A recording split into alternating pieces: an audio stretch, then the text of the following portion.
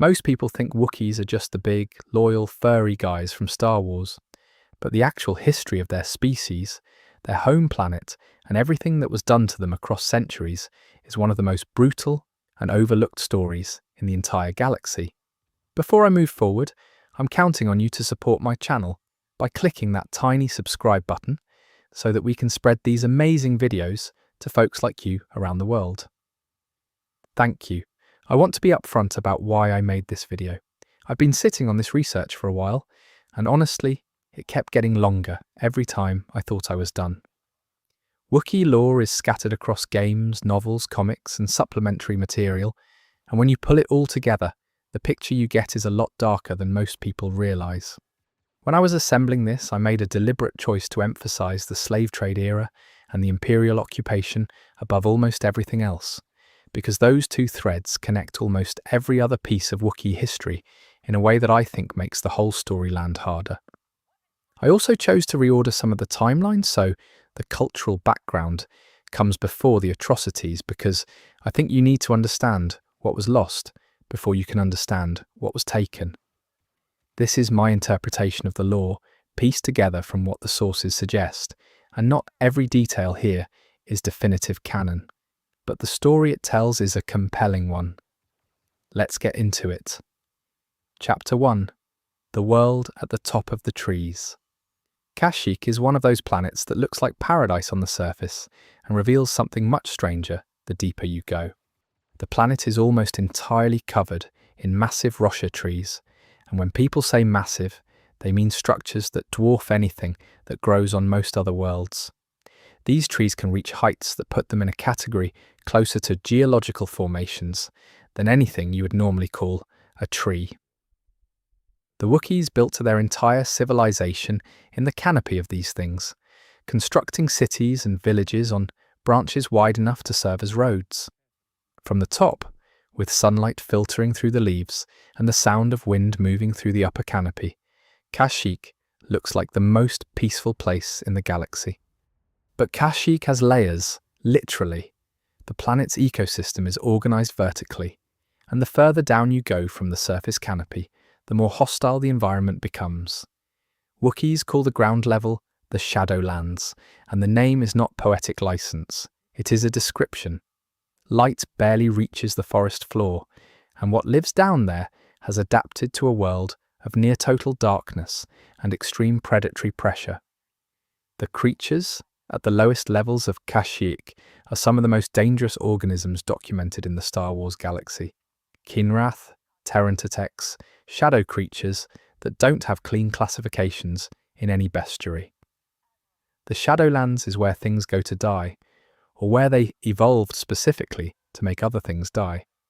The vertical structure of the planet shaped Wookiee culture in ways that go beyond simple geography.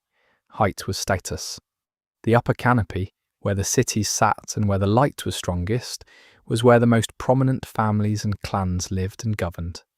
The deeper levels were associated with danger, with the unknown, and with rites of passage.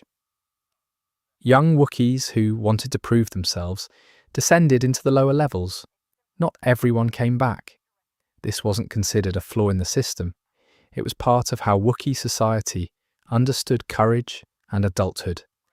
The planet itself was a test, and Wookiees were the species that had decided to pass it every generation. The Rocha trees themselves are worth dwelling on, because the lore suggests they are more than just large plants. There are indications across multiple sources that the trees of Kashyyyk are interconnected in ways that go beyond root systems and shared soil chemistry. Some interpretations of the lore point towards something almost like a collective biological network running through the forest. Whether this means the trees have anything resembling awareness is left ambiguous, but it creates a context in which Kashyyyk isn't just a planet the Wookiees happen to live on. It's a living system they exist inside of. The distinction matters when you start looking at what happened to the planet later. Wookiee settlements in the upper canopy were sophisticated urban structures. Wookrooro, one of the most well-known cities, sits high in the canopy and reflects a civilization that had been developing and refining itself for thousands of years before the Republic ever made contact. The architecture was built around the trees rather than imposed on them. Platforms and walkways followed the natural growth patterns of the Rocha branches. Buildings were anchored in ways that allowed the trees to continue growing without being structurally compromised. This is not the architecture of a primitive species. It is the architecture of a culture that understood engineering and biology simultaneously and found a way to make them coexist. The Wookiee language, Shiri Wook, is almost entirely incomprehensible to most other species without translation assistance. It operates on a register of growls, roars, and tonal shifts that the vocal anatomy of most humanoids cannot replicate. What's interesting is that Wookiees, as a species, tend to understand Basic perfectly well. Many of them choose not to speak it, not because they can't process it, but because there is something culturally significant about maintaining their own language. This is a detail that gets glossed over constantly when Wookiees appear in Star Wars media, where the joke is usually just that nobody can understand what they're saying. The reality the lore suggests is more pointed. Wookiees know what you're saying, they just don't always think you deserve to hear them speak your language back. The Wookiee clan system was the foundation of their society. Clans were extended family networks that governed resource sharing, dispute resolution, territorial boundaries, and collective defense. Honor was not an abstract concept in Wookiee culture. It was a practical currency. Debts of honor, life debts, obligations between clans, these weren't metaphors. They were binding social contracts that carried real consequences if broken. The life debt, which gets a lot of attention in discussions of Han Solo and Chewbacca, was a real and serious institution in Wookiee culture. Saving someone's life created an obligation that could last a lifetime. It was not romantic, it was structural. Inter-clan conflict existed, as it does in most species with clan-based social organisation, but the lore suggests Wookiee society had developed mechanisms for managing it without constant warfare.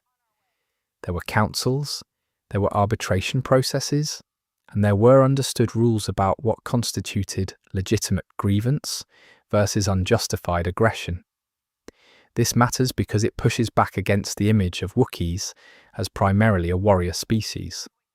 They were capable of extraordinary violence, yes, but the society they had built was not organised around violence, it was organised around honour, family, and survival in a genuinely dangerous environment. The violence was a tool, not a value. Their relationship with technology was practical rather than fetishistic. Wookiees were skilled engineers and craftspeople, but they built and used technology in service of specific needs rather than developing it for its own sake. Their weapons, most famously the bowcaster, reflected this philosophy. The bowcaster is not a mass-produced weapon. It is a crafted, individualized piece of engineering that a Wookiee typically builds or commissions themselves. It fires quarrels rather than pure energy blasts, and the design incorporates mechanical and electromagnetic components in a way that suggests genuine engineering sophistication. It's also, by most accounts in the lore, extremely powerful. A bowcaster bolt hits harder than most comparable blaster weapons. This is not an accident of design. Kashyyyk's position in the galaxy meant that it was not isolated from the wider political world, even in the Old Republic era. The planet had trade relationships and diplomatic connections. Wookiees travelled, they served on crews, engaged in commerce, and were present in Republic space in significant numbers. The image of Kashyyyk as some remote, untouched wilderness is not quite accurate. The Wookiees chose how much outside contact suited them. When that choice was taken away, everything changed. But in these earlier periods, Kashyyyk was a functioning part of the wider galactic community, on its own terms, negotiating its own relationships, proud and largely self-sufficient. There is also the matter of force sensitivity among Wookiees. It is rare, as it is in most species, but it exists. The most famous Wookiee Jedi in the lore is Gungi, a youngling seen in the Clone Wars. But the existence of Force-sensitive Wookiees raises questions about what Kashyyyk's deep connection to its own ecology might mean in a Force context. The planet has a strong presence in the living Force. The Shadowlands, in particular, appear in some sources as a place where the Force is thick and strange. Whether the Rocha network is somehow connected to this is one of those questions the lore raises and doesn't fully answer, but it suggests that Kashyyyk is not just a habitat. It might be something closer to a Force nexus, which would explain why it keeps showing up at pivotal moments in galactic history.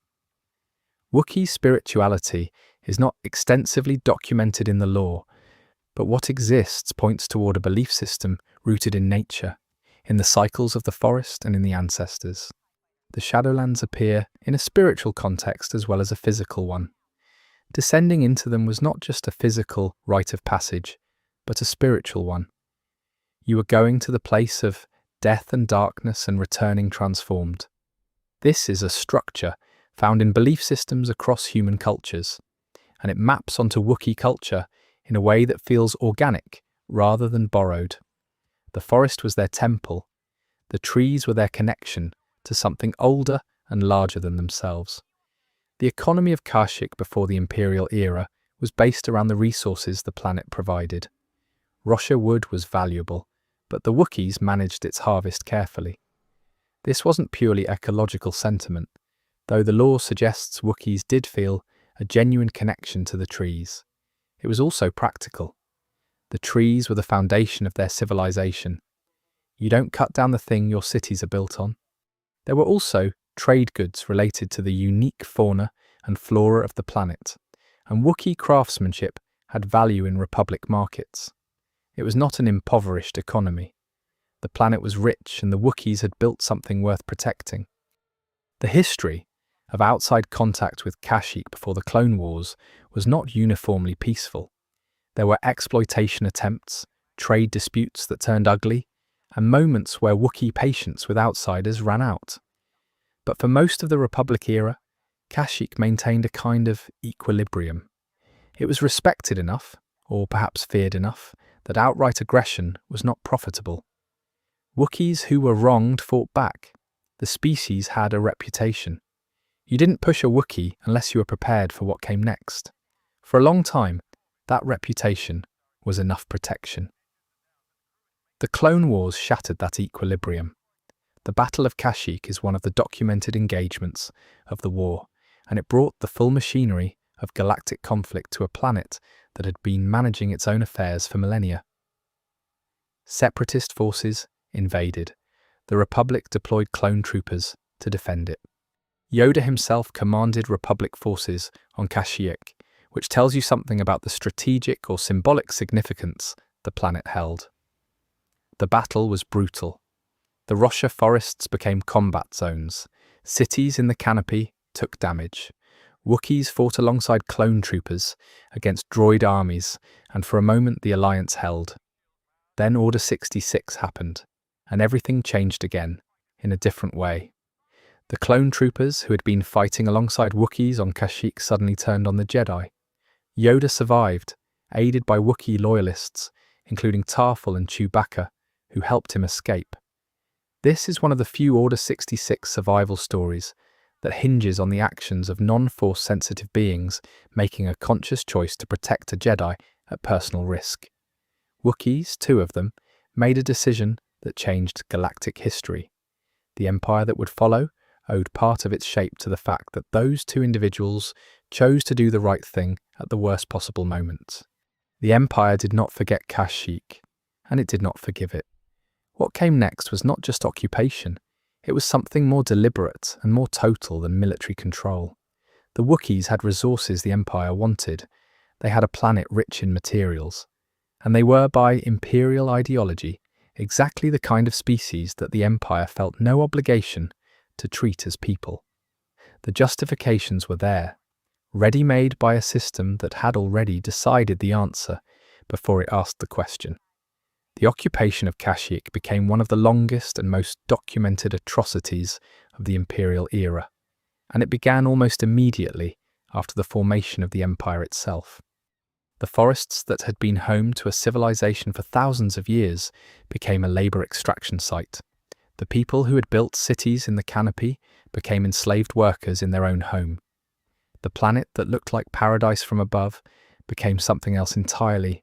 And the Wookiees, who had a reputation for being one of the most physically formidable species in the galaxy, found themselves facing an enemy who didn't fight them on terms they could win. Imperial doctrine didn't require you to beat a Wookiee in a fair fight. It required you to take their children, take their food, and make the cost of resistance higher than the cost of compliance. For a while, the Empire succeeded. For a while, the strength of the Wookiee people was not just in their arms. It was in their culture, their clans, their memory, and their patience. Civilizations that have survived the Shadowlands for thousands of generations do not break quickly. The story of what the Empire did to Kashyyyk is dark, but the story of how the Wookiees endured it is something else. And that is where this video is going. The forests of Kashyyyk remember what happened to them. The trees grew over the scars, the clans kept their names, the language did not die, and when the Empire finally fell, the Wookiees were still there, still standing on the branches of the same trees their ancestors had built on, waiting to reclaim what had always been theirs. But we're getting ahead of the story.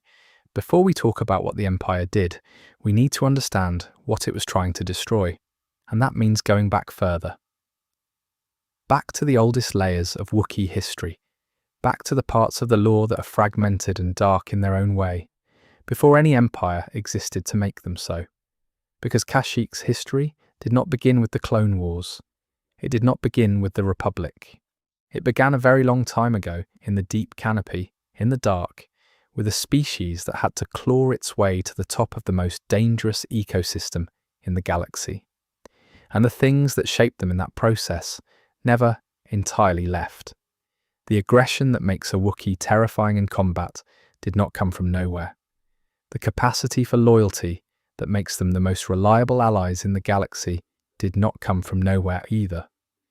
Both of those things were built by Kashyyyk itself, over thousands of years, in a forest that tested every generation and kept only what was strong enough to survive.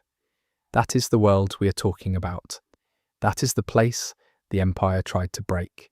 Understanding it fully requires going back to the beginning, and the beginning is older and stranger than most people realize. So let's start there. Chapter 2: Blood and Bark, the ancient history of the Wookiee people.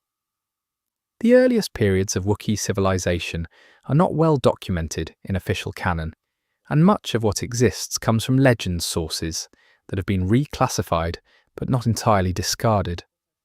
What these sources suggest, taken together, is a picture of a species that earned its place at the top of Kashyyyk's ecosystem through a combination of intelligence, social organization, and a willingness to fight things that most species would consider genuinely unkillable.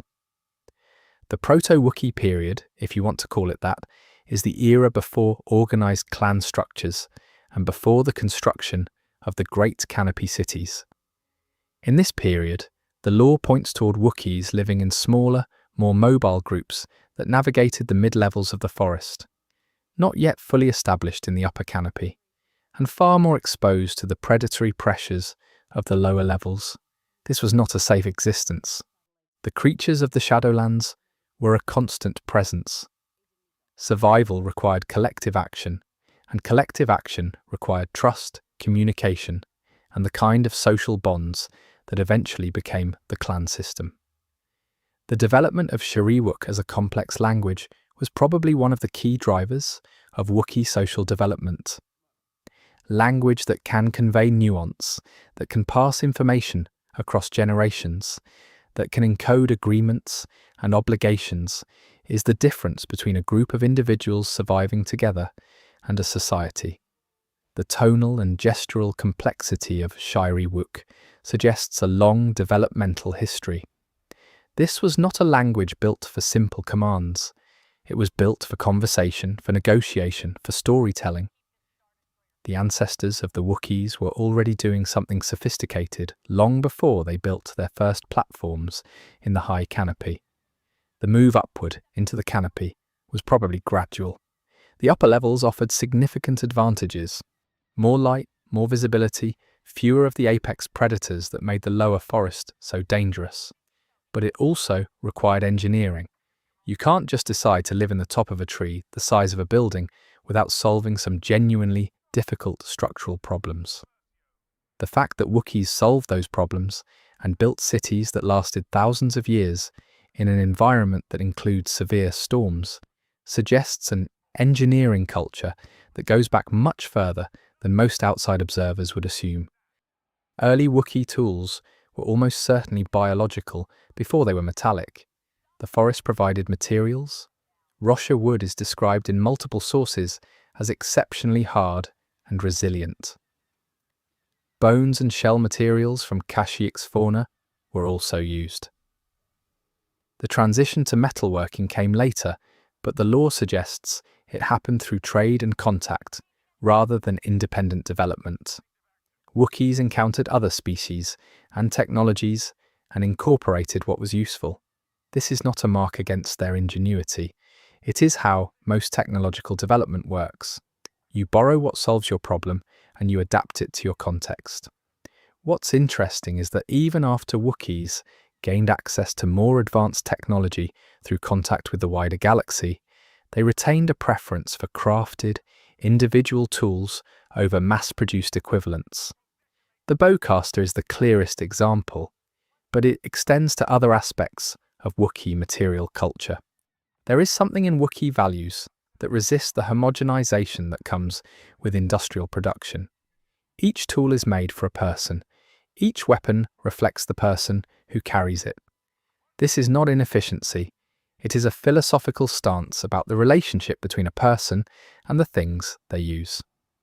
The ancient clan conflicts of Kashyyyk are referenced in Legends material in ways that suggest a period of significant inter-clan warfare before more stable governance structures emerged.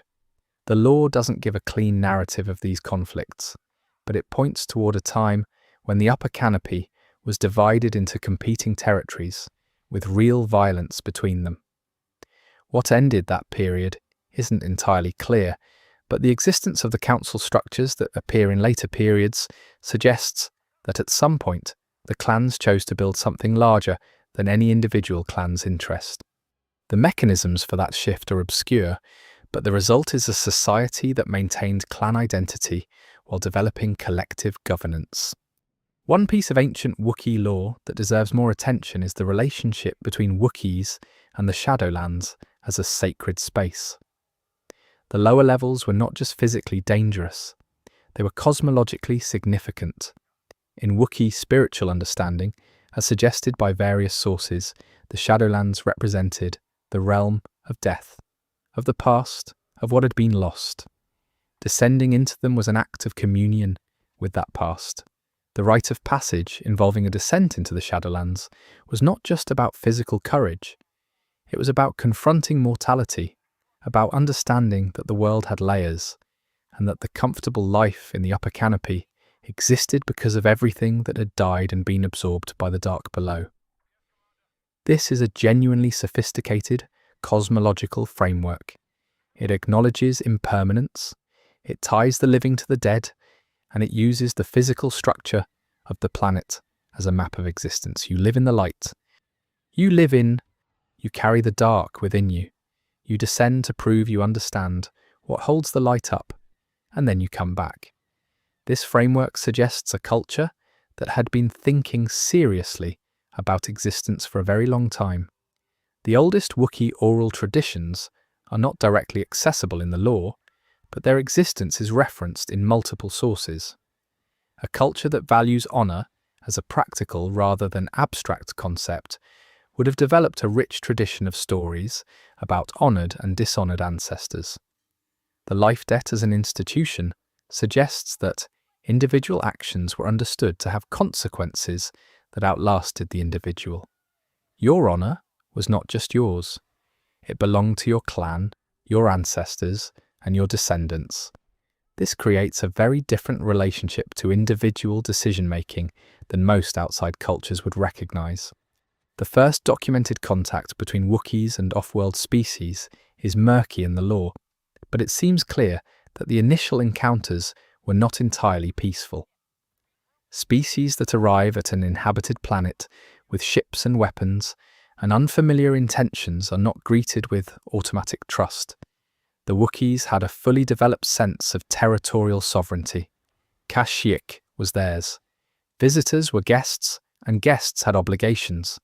When early visitors failed to meet those obligations, the response was proportionate to what Wookiees considered an appropriate defense of their home.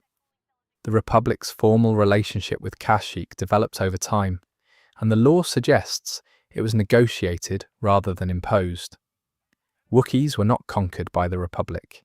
They entered a relationship with it on terms that gave them representation and some degree of protection. This is a meaningful distinction that gets obscured by what happened later. The Wookiees were members of the Republic because they chose to be. That membership was eventually betrayed by the institutions that were supposed to protect it. The Trandoshan connection is something that cannot be avoided in any serious discussion of Wookiee history. The Trandoshans, a reptilian species from the nearby planet Dosha, also known as Trandosha or Huskor, had a relationship with Wookiees that went from hostile to genocidally exploitative over a very long period. The roots of the conflict are deep. The two species were neighbours in a galactic sense. They competed for some of the same resources and territory.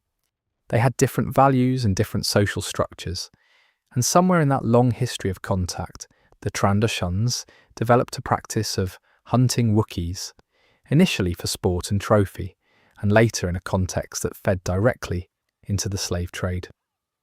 The Trandoshan religious framework actually incorporated Wookiee hunting as a spiritually significant act. The goddess scorekeeper awarded points, called Jagannath points, for kills of worthy prey. Wookiees were considered among the worthiest prey in the galaxy, given their strength, ferocity, and cunning. This is not a fringe belief in Trandoshan culture. It was mainstream and sanctioned by their dominant religious tradition. The implications for Wookiee-Trandoshan relations are obvious. You cannot negotiate a peaceful coexistence with a species whose religion tells them you are a trophy.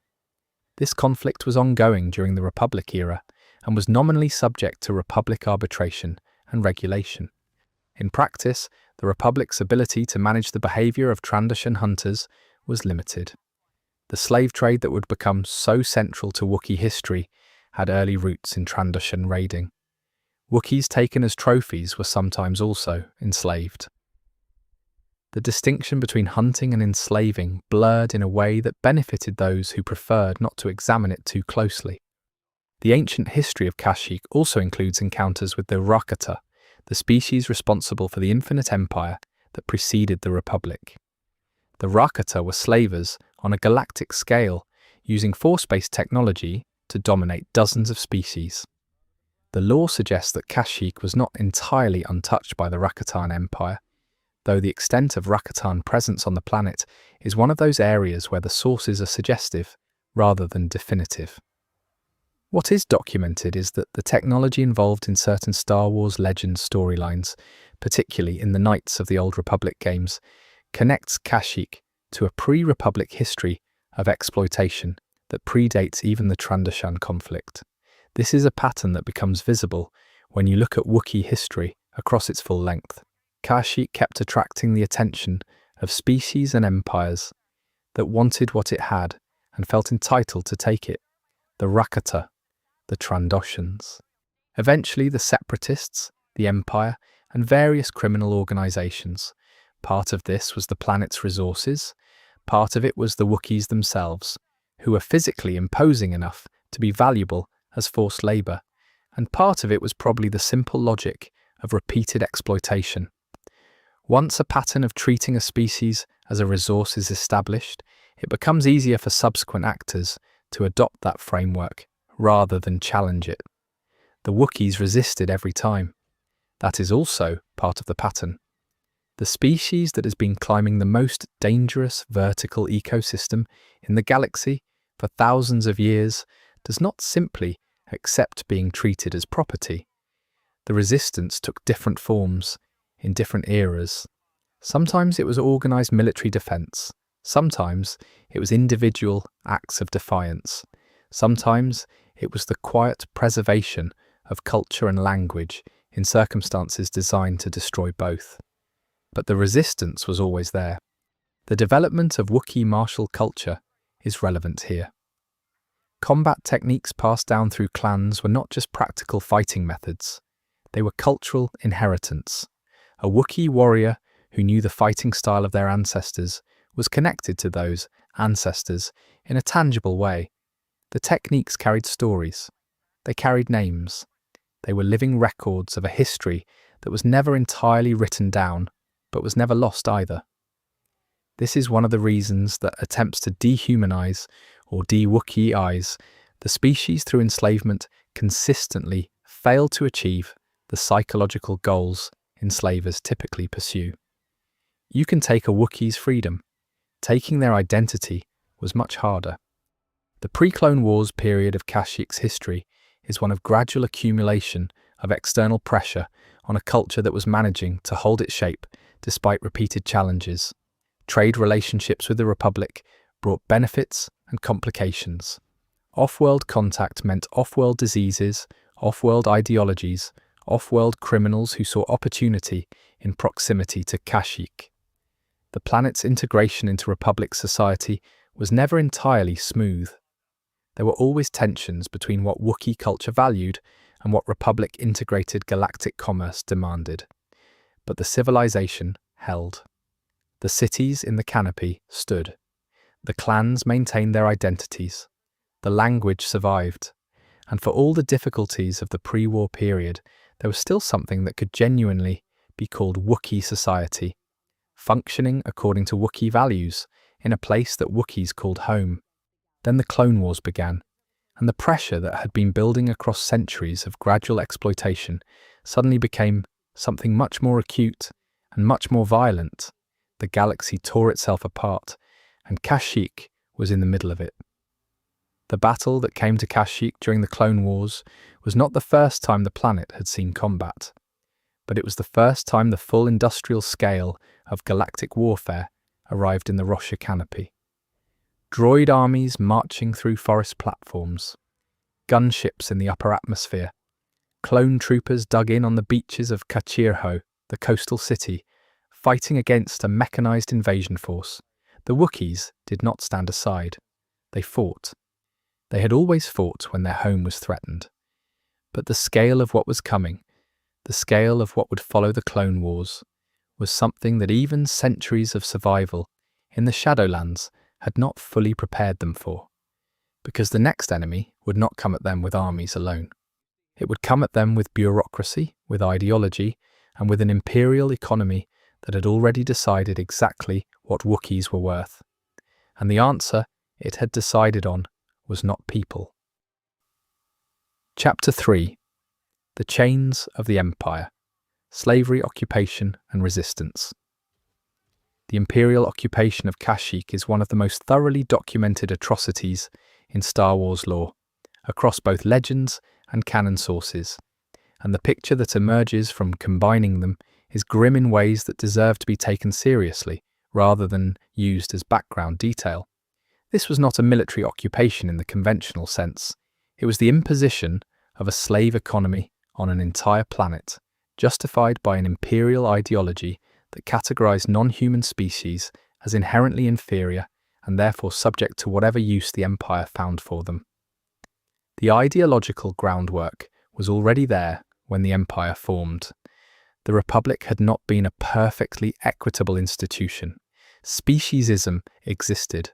The slave trade existed. Trandoshan hunting of Wookiees had been ongoing with inadequate suppression. What the Empire did was not invent these structures. It organized them, scaled them, and made them official policy. The transition from a Republic neglect to imperial exploitation was not as abrupt as it might appear. It was the culmination of attitudes that had been present for a long time and had simply lacked the political cover to operate fully openly. The first imperial actions on Kashyyyk following the declaration of the empire involved establishing a military presence and beginning the process of what was officially described as security consolidation. In practice, this meant occupying the canopy cities, disarming the Wookiee population to the extent that was possible, and establishing the administrative infrastructure for labor extraction. The speed with which this happened suggests it was planned in advance, which in turn suggests that the Empire had targeted Kashyyyk specifically before the Clone Wars even ended. Moff Wilhuff Tarkin was involved in the early stages of the occupation. This is important because Tarkin was one of the principal architects of the Imperial doctrine of rule, through fear, and his involvement with Kashyyyk suggests that the planet's occupation was considered a strategic showcase as much as a resource operation.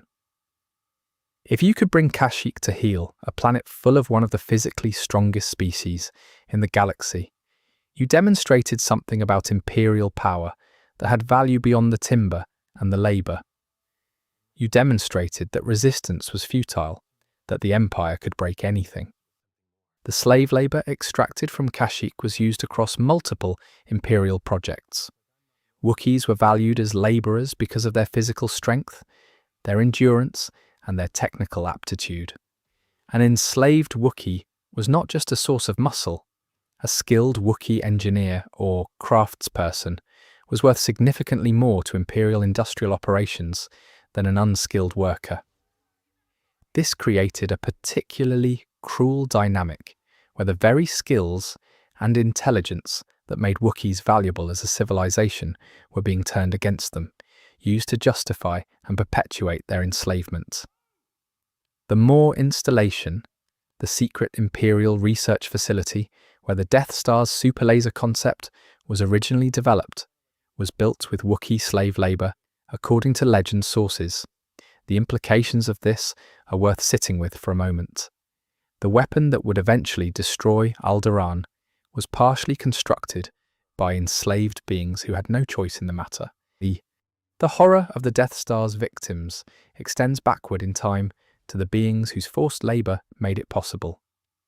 The weapon of mass destruction was built on a foundation of mass oppression, and the people at the bottom of that foundation were Wookiees. Not all enslaved Wookiees were sent to Imperial construction projects. The criminal slave trade that the Empire tolerated or actively facilitated distributed Wookiee slaves across the Outer Rim and beyond. Criminal organizations, particularly the Pike syndicates and various Hutt-aligned operations, found Wookiee slaves useful in contexts that ranged from heavy labor to gladiatorial combat. The Trandoshans, predictably, maintained their position as significant participants in the Wookiee slave trade, now operating with considerably less regulatory pressure than they had faced even under the flawed Republic system. The gladiatorial use of Wookiees is a particularly dark thread in the lore. Their physical capabilities made them obvious candidates for forced combat entertainment. There are documented instances in both legends and canon-adjacent sources of Wookiees being forced to fight in arenas across the Outer Rim. The parallels to historical human slavery and gladiatorial systems are not accidental. The Star Wars lore is drawing on real historical patterns of dehumanization and exploitation, transposing them onto a species whose physical impressiveness makes the horror more visible rather than less. Resistance on Kashyyyk itself took multiple forms. Armed resistance was present from early in the occupation, though it was systematically suppressed. The Empire's response to Wookiee armed resistance was disproportionate by design. Collective punishment was a standard tool. If a group of Wookiees attacked Imperial forces, the surrounding community was held responsible. This is a tactic as old as occupation itself, designed to turn the occupied population against resistors by making resistance cost everyone. It worked imperfectly, as it always does, because it also created more people with nothing left to lose. The destruction of Wookiee cultural sites was part of the occupation strategy. Stripping a people of their history and their symbols is a standard component of any serious effort to break their collective identity. Under the Empire, certain forest regions were cleared for industrial purposes, and the clearing was not always motivated purely by economic logic. Some of it was motivated by the desire to demonstrate control. The forest was Wookiee. Cutting it down was a message. The Rocha trees presented a particular challenge to imperial logging operations. The wood was valuable, but the trees were massive and deeply rooted, and removing them required significant industrial effort. More importantly, the Wookiees would fight with extraordinary ferocity to defend the trees. The lore suggests that the connection between Wookiees and their forest went beyond the economic and into something more visceral and emotional. Watching a Rocha tree fall was not just an economic loss, it was something closer to watching a member of your family die. Individual stories from the occupation period are scattered across the lore and fill in the abstract picture of imperial policy with specific human or Wookiee detail. There are accounts of Wookiees who managed to escape the planet and join the nascent rebel alliance, bringing with them skills and experience and a very personal motivation to see the Empire destroyed. There are accounts of those who stayed and maintained underground networks to aid escaped slaves and sabotage imperial operations. There are accounts of those who broke under the pressure and collaborated with imperial administration, and the law is complicated enough to not simply condemn these individuals given the pressures they faced. Chewbacca's own story intersects with the occupation in ways that are not fully spelled out in any single source but can be assembled from scattered references. He was present on Kashyyyk at the end of the Clone Wars, helped Yoda escape, and was subsequently in Imperial territory before eventually ending up as a prisoner. His meeting with Han Solo, which led to the life debt and the partnership that changed galactic history, happened in the context of an Imperial prison camp where Solo chose to help him escape rather than comply with Imperial orders. This is a story that begins with Kashyyyk's occupation and ends with one of the Rebel Alliance's most valuable informal operatives.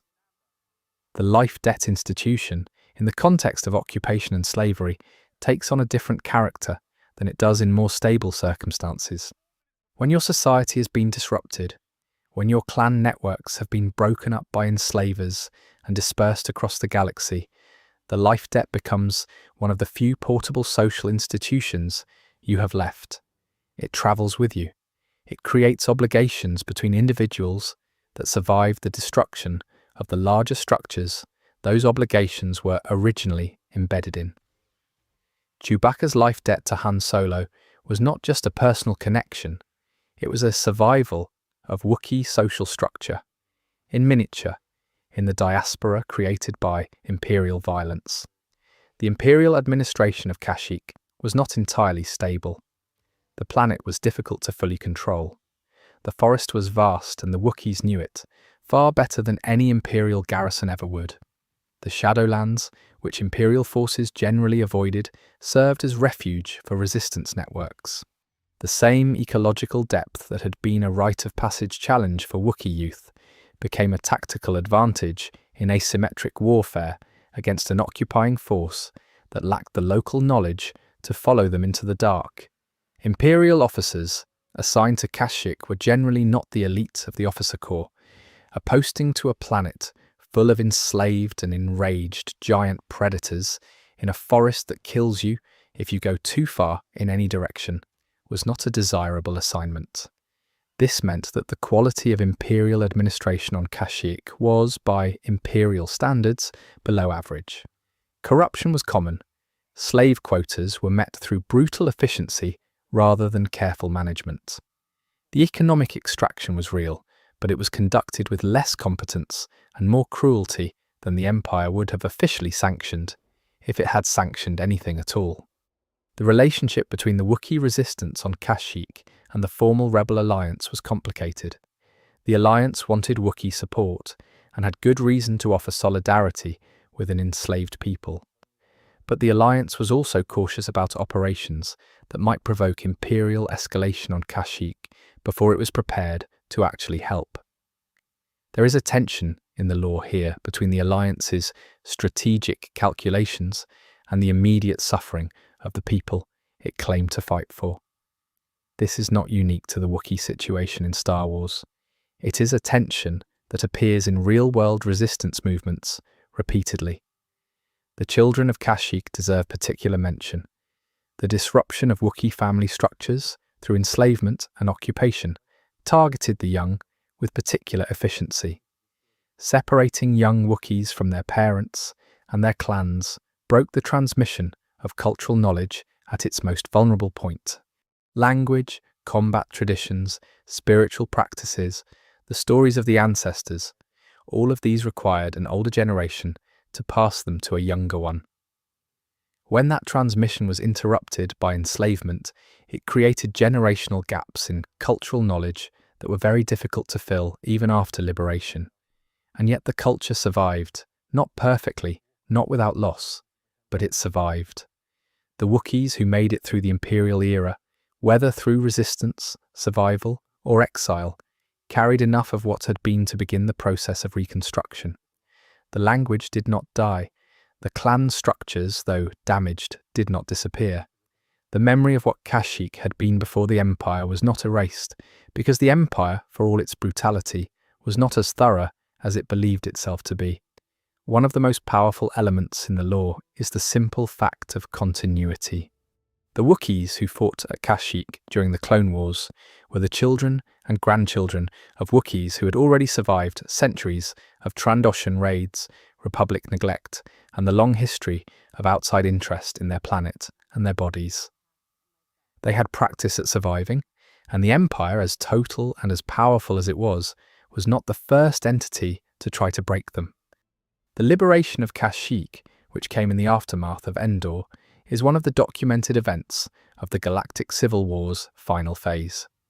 Imperial forces on Kashyyyk were defeated with significant Wookiee participation in the fighting.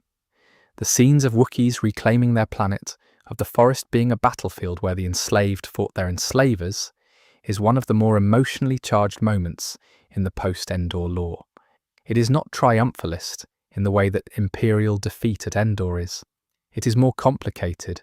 The people who fought to free Kashyyyk were fighting for something that had already been badly damaged, and the victory meant the beginning of rebuilding, not the end of suffering.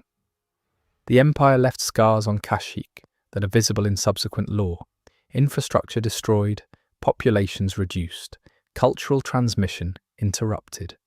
The physical damage to the forests, where logging and industrial operations had cleared areas that the Rosha trees would take generations to reclaim. The psychological damage to a people who had lived under total occupation for over 2 decades. None of this disappears with the death of the Emperor. The law's treatment of the post-liberation period is incomplete, as is typical for the aftermath of major Star Wars conflicts.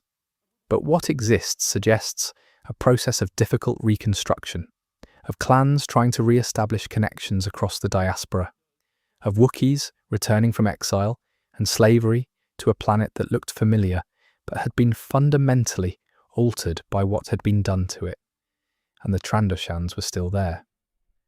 The broader criminal economy that had profited from Wookiee slavery did not vanish with the Empire. The structures that had been built to exploit Wookiees predated the Empire and outlasted it. Dismantling them was a project that extended well beyond the fall of Palpatine. This is the weight that Kashyyyk carries into every subsequent period. It is not a planet that simply suffered and was healed. It is a planet with a long memory of exploitation and an equally long history of not allowing that exploitation to be the final word. The Wookiees are still there, in the canopy, in the Shadowlands, in the diaspora, and the resistance and the slow work of cultural reconstruction.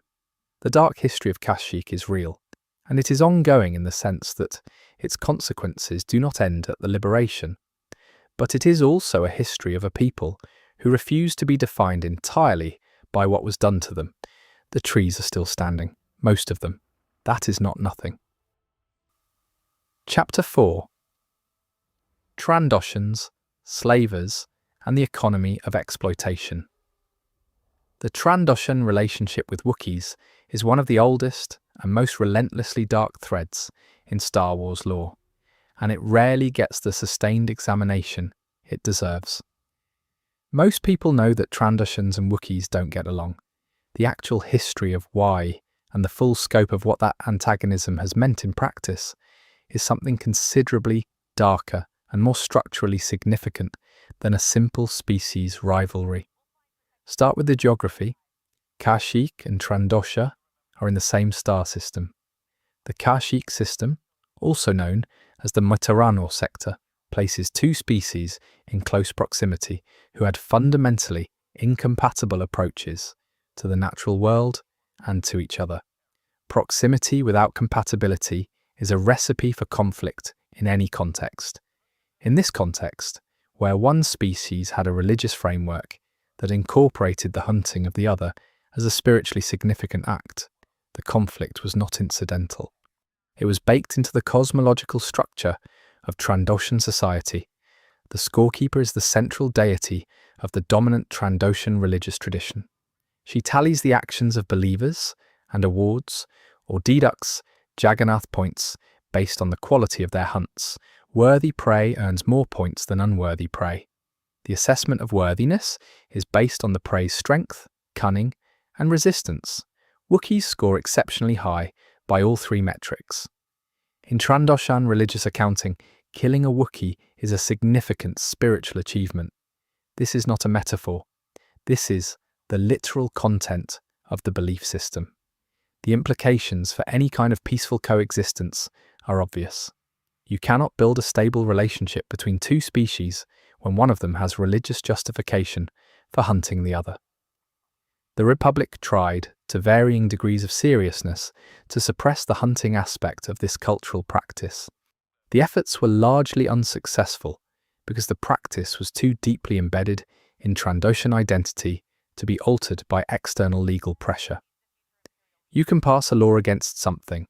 You cannot pass a law against a people's understanding of what gives their life spiritual meaning.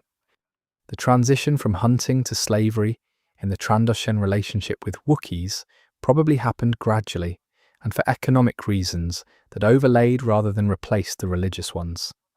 A live Wookiee captured in a hunt was worth significantly more in economic terms than a dead one. The slave trade offered a way to monetize the hunt that the scorekeeper's accounting system could probably accommodate.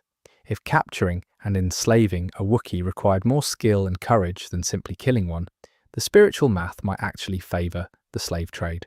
The law doesn't make this explicit, but the overlap between Trandoshan hunting culture and Trandoshan participation in the slave trade is too consistent to be coincidental. Trandoshan Slavas operating in the Outer Rim were a persistent and well-documented phenomenon throughout the Republic era and into the Imperial period. The species had a reputation in the criminal underworld as reliable and ruthless participants in the slave market. They brought specific expertise, specific tools designed for capturing large and dangerous prey, and a cultural comfort with violence against Wookiees that made them particularly effective in this specific market niche. Slavery is always horrible. There is something particularly pointed about a form of slavery practiced by people who experience it as a religious act. The most famous Trandoshan in the lore is probably Bossk, who appears as a bounty hunter in The Empire Strikes Back, and has considerably more backstory in surrounding media. Bosk's relationship with Wookiees is personal in ways that go beyond species antagonism. His father, Kradosk, was the head of a bounty hunters guild, and Bossk eventually killed him to take control of the organization. The Wookiee hunting aspect of his work is consistent with his cultural background, and his personal history with Chewbacca in particular is a running thread through multiple legend sources. But Bossk is the face that gets attention. The broader Trandoshan participation in the slave economy is less visible and more pervasive. There were Trandoshan Slava operations with significant infrastructure. Ships designed for transporting Wookiee captives, processing facilities, established trade routes to buyers in the Outer Rim and beyond. This was not a cottage industry. It was a significant economic operation that had been running for a very long time before the empire arrived to scale it up. The empire's relationship with Trandoshan slavers was transactional and mutually beneficial in the short term. The empire needed labour and was content to let criminal organisations handle the procurement as long as the supply was maintained. The Trandoshans needed protection from the consequences of operating a slave trade at scale. The arrangement worked for both parties and was disastrous for the Wookiees, who were its victims. There is a documented instance in Clone Wars material of Trandoshan hunters taking Wookiee children to a moon called Waskar for sport hunting, which represents a point where the hunting tradition and the slave trade overlap in their most grotesque form. The Waskar incident, as depicted in the Clone Wars animated series, involved Trandoshan hunters collecting various sentient beings as prey on a hunting moon. Ahsoka Tano was among the captives, which is how the incident received narrative attention. But the Wookiee presence in that storyline is significant. Young Wookiees taken from Kashyyyk for use as prey on a private hunting reserve. The normalization of this practice within Trandoshan culture, the fact that it was an organized operation with transport and logistics, suggests how deeply embedded the predatory relationship had become. The response of the young Wookiees in that storyline is also relevant. They fought back, they organized, they survived against better equipped and more numerous opponents. This is exactly the pattern you would expect from a species shaped by millennia of survival in the Shadowlands. Put Wookiees in a situation designed to kill them, and the response is not resignation. The response is to look for every possible advantage and use it. The economic analysis of the Trandoshan Wookiee slave trade reveals something about how exploitation systems persist. The trade was profitable for multiple layers of participants: the Trandoshan hunters, who captured slaves; the intermediaries who transported and marketed them; the buyers who used them for labour, for gladiatorial entertainment, or for resale at a markup. At each point in this chain, someone was making a profit that depended on the continuation of the system. Disrupting the system required disrupting all of these profit relationships simultaneously, which is much harder than disrupting any one of them. The Republic's failure to effectively suppress the Trandoshan slave trade is itself a significant piece of law. It suggests that the Republic's commitment to the protection of member species had real limits when the economic interests of other members were involved. The Trandoshans were also Republic members. The political difficulty of aggressively suppressing a cultural and economic practice of one member species for the benefit of another made the Republic timid in ways that had terrible consequences. This is not unique to the Star Wars universe. The tension between a political coalition maintenance and the protection of the most vulnerable members of a society is a tension that appears in real political systems constantly. The Republic's failure on the Wookiee slave trade issue is a fictional mirror of real institutional failures, and the law doesn't excuse it. The Republic was capable of more and chose not to do it, and the Wookiees paid the price. Criminal organizations beyond the Trandoshans were also significant participants in the Wookiee slave trade.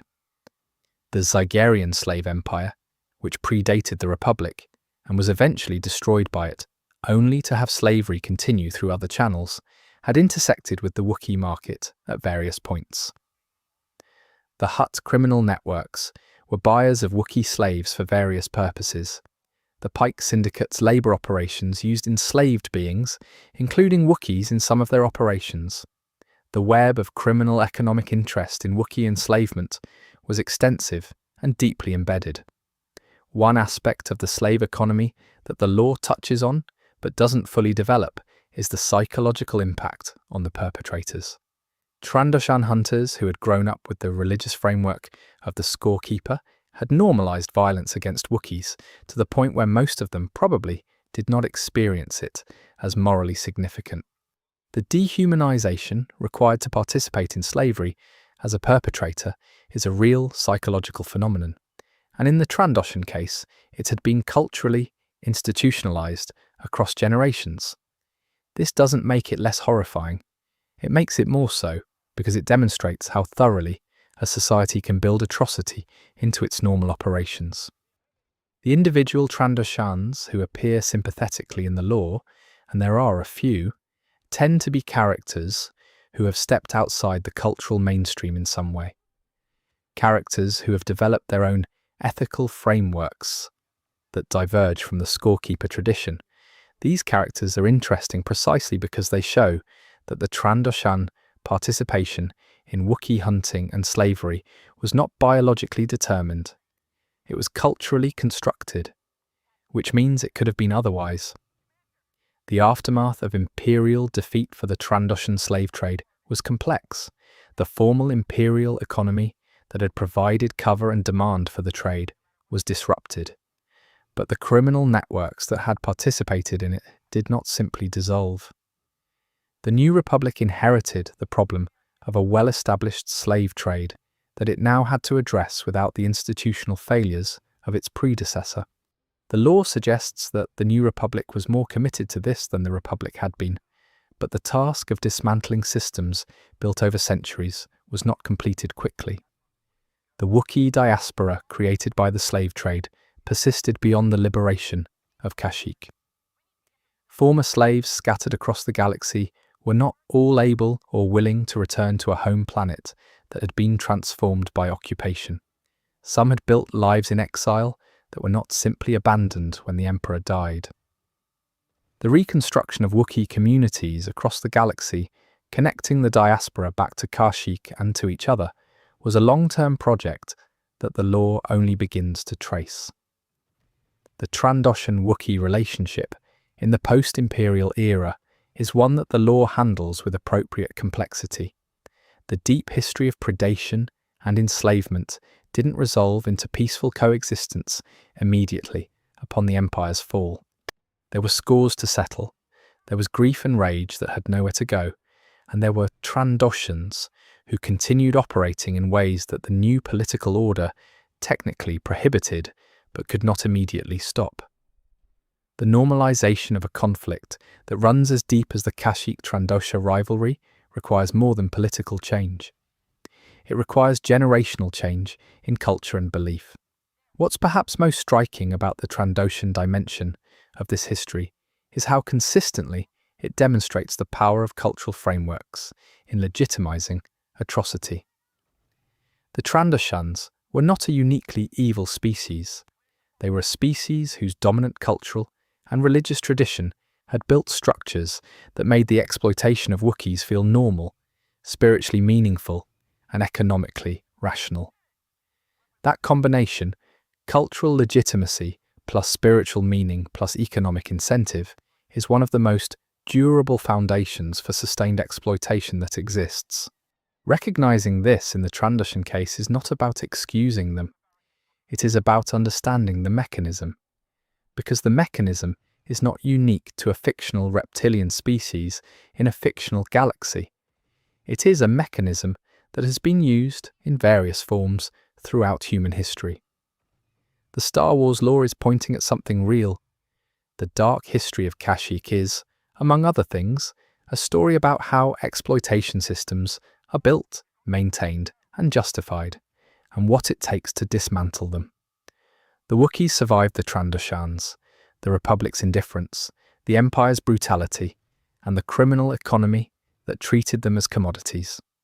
They survived because their culture was stronger than the forces arrayed against it, because the things that had been transmitted across generations, in language and tradition and the architecture of their cities, were not erased even when everything that held them was under assault. The Roshar trees are a good metaphor for this, if you'll allow one. They are deeply rooted, they are interconnected, and they are very, very hard to cut down. Chapter 5: Force Visions, Ancient Ruins, and the Secrets of the Shadowlands. There is a dimension of Kashyyyk's history that sits at the edge of what the lore clearly establishes and points towards something larger and stranger.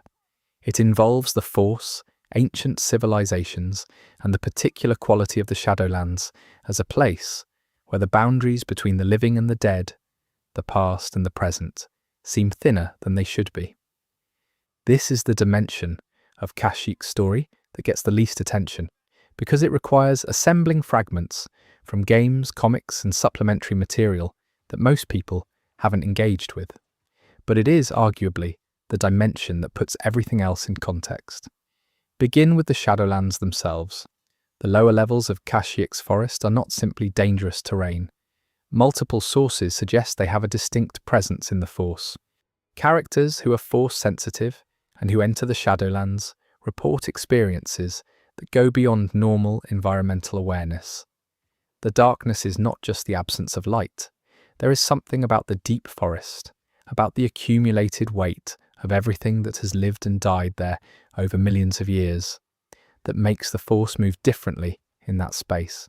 In the Knights of the Old Republic game, which is Legends but deeply connected to themes that persist into canon, the Shadowlands play a significant role.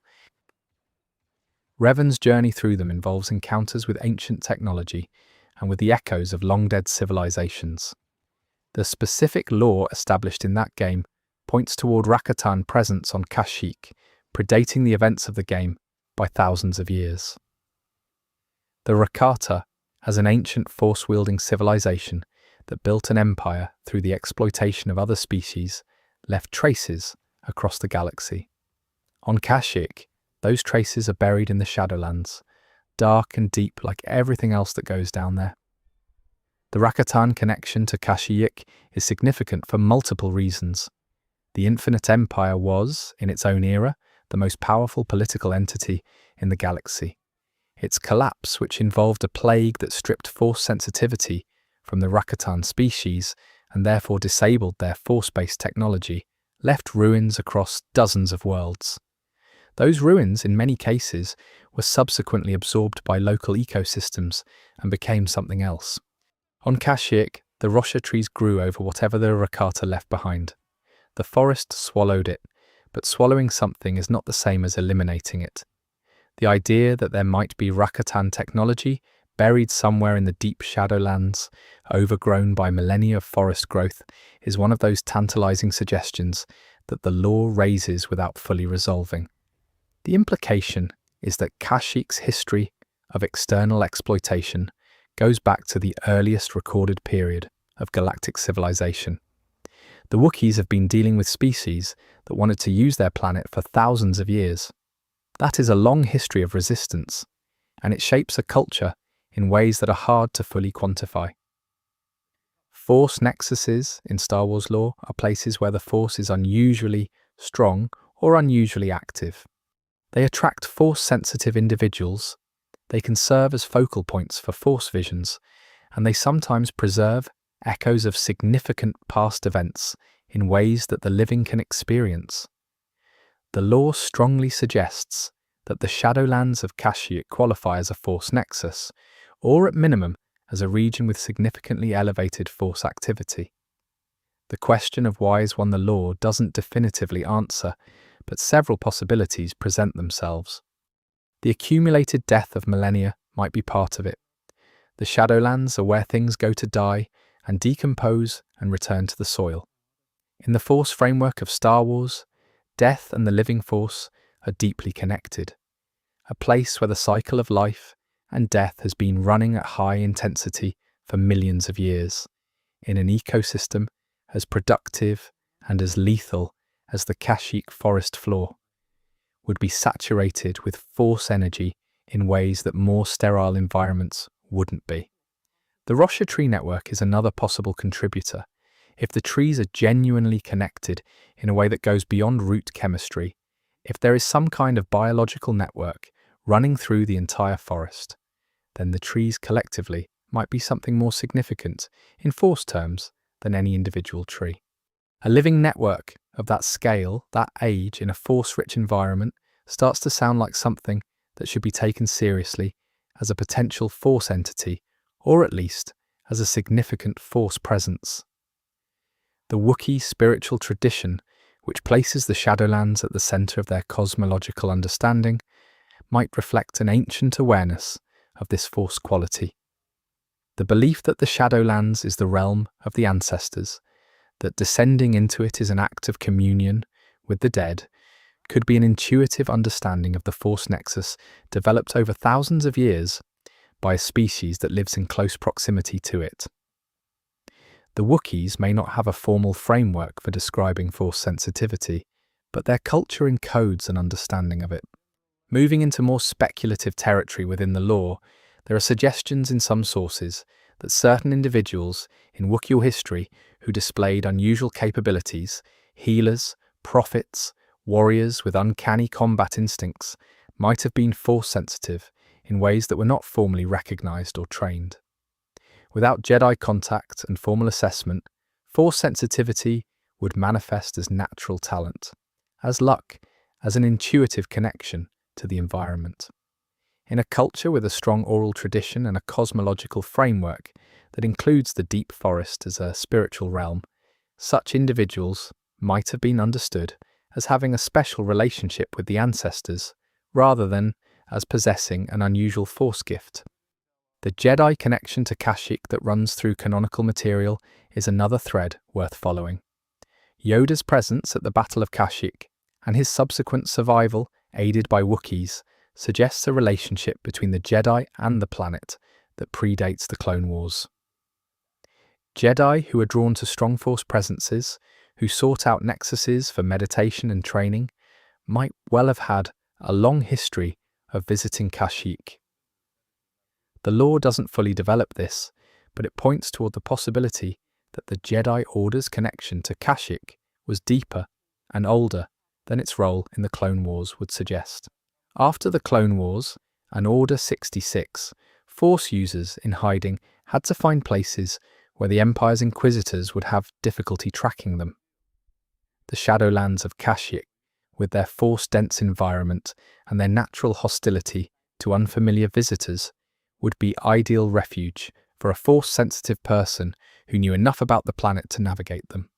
Whether any Jedi survivors actually took refuge, there is not definitively established, but the logic is compelling. The Inquisitors, working from Imperial doctrine and limited Force training, would be at a significant disadvantage in an environment where the Force itself was louder and stranger than what they were accustomed to. The dark side has its own relationship with Kashyyyk's history. Locations that have experienced significant trauma, death, and oppression can develop dark side resonances.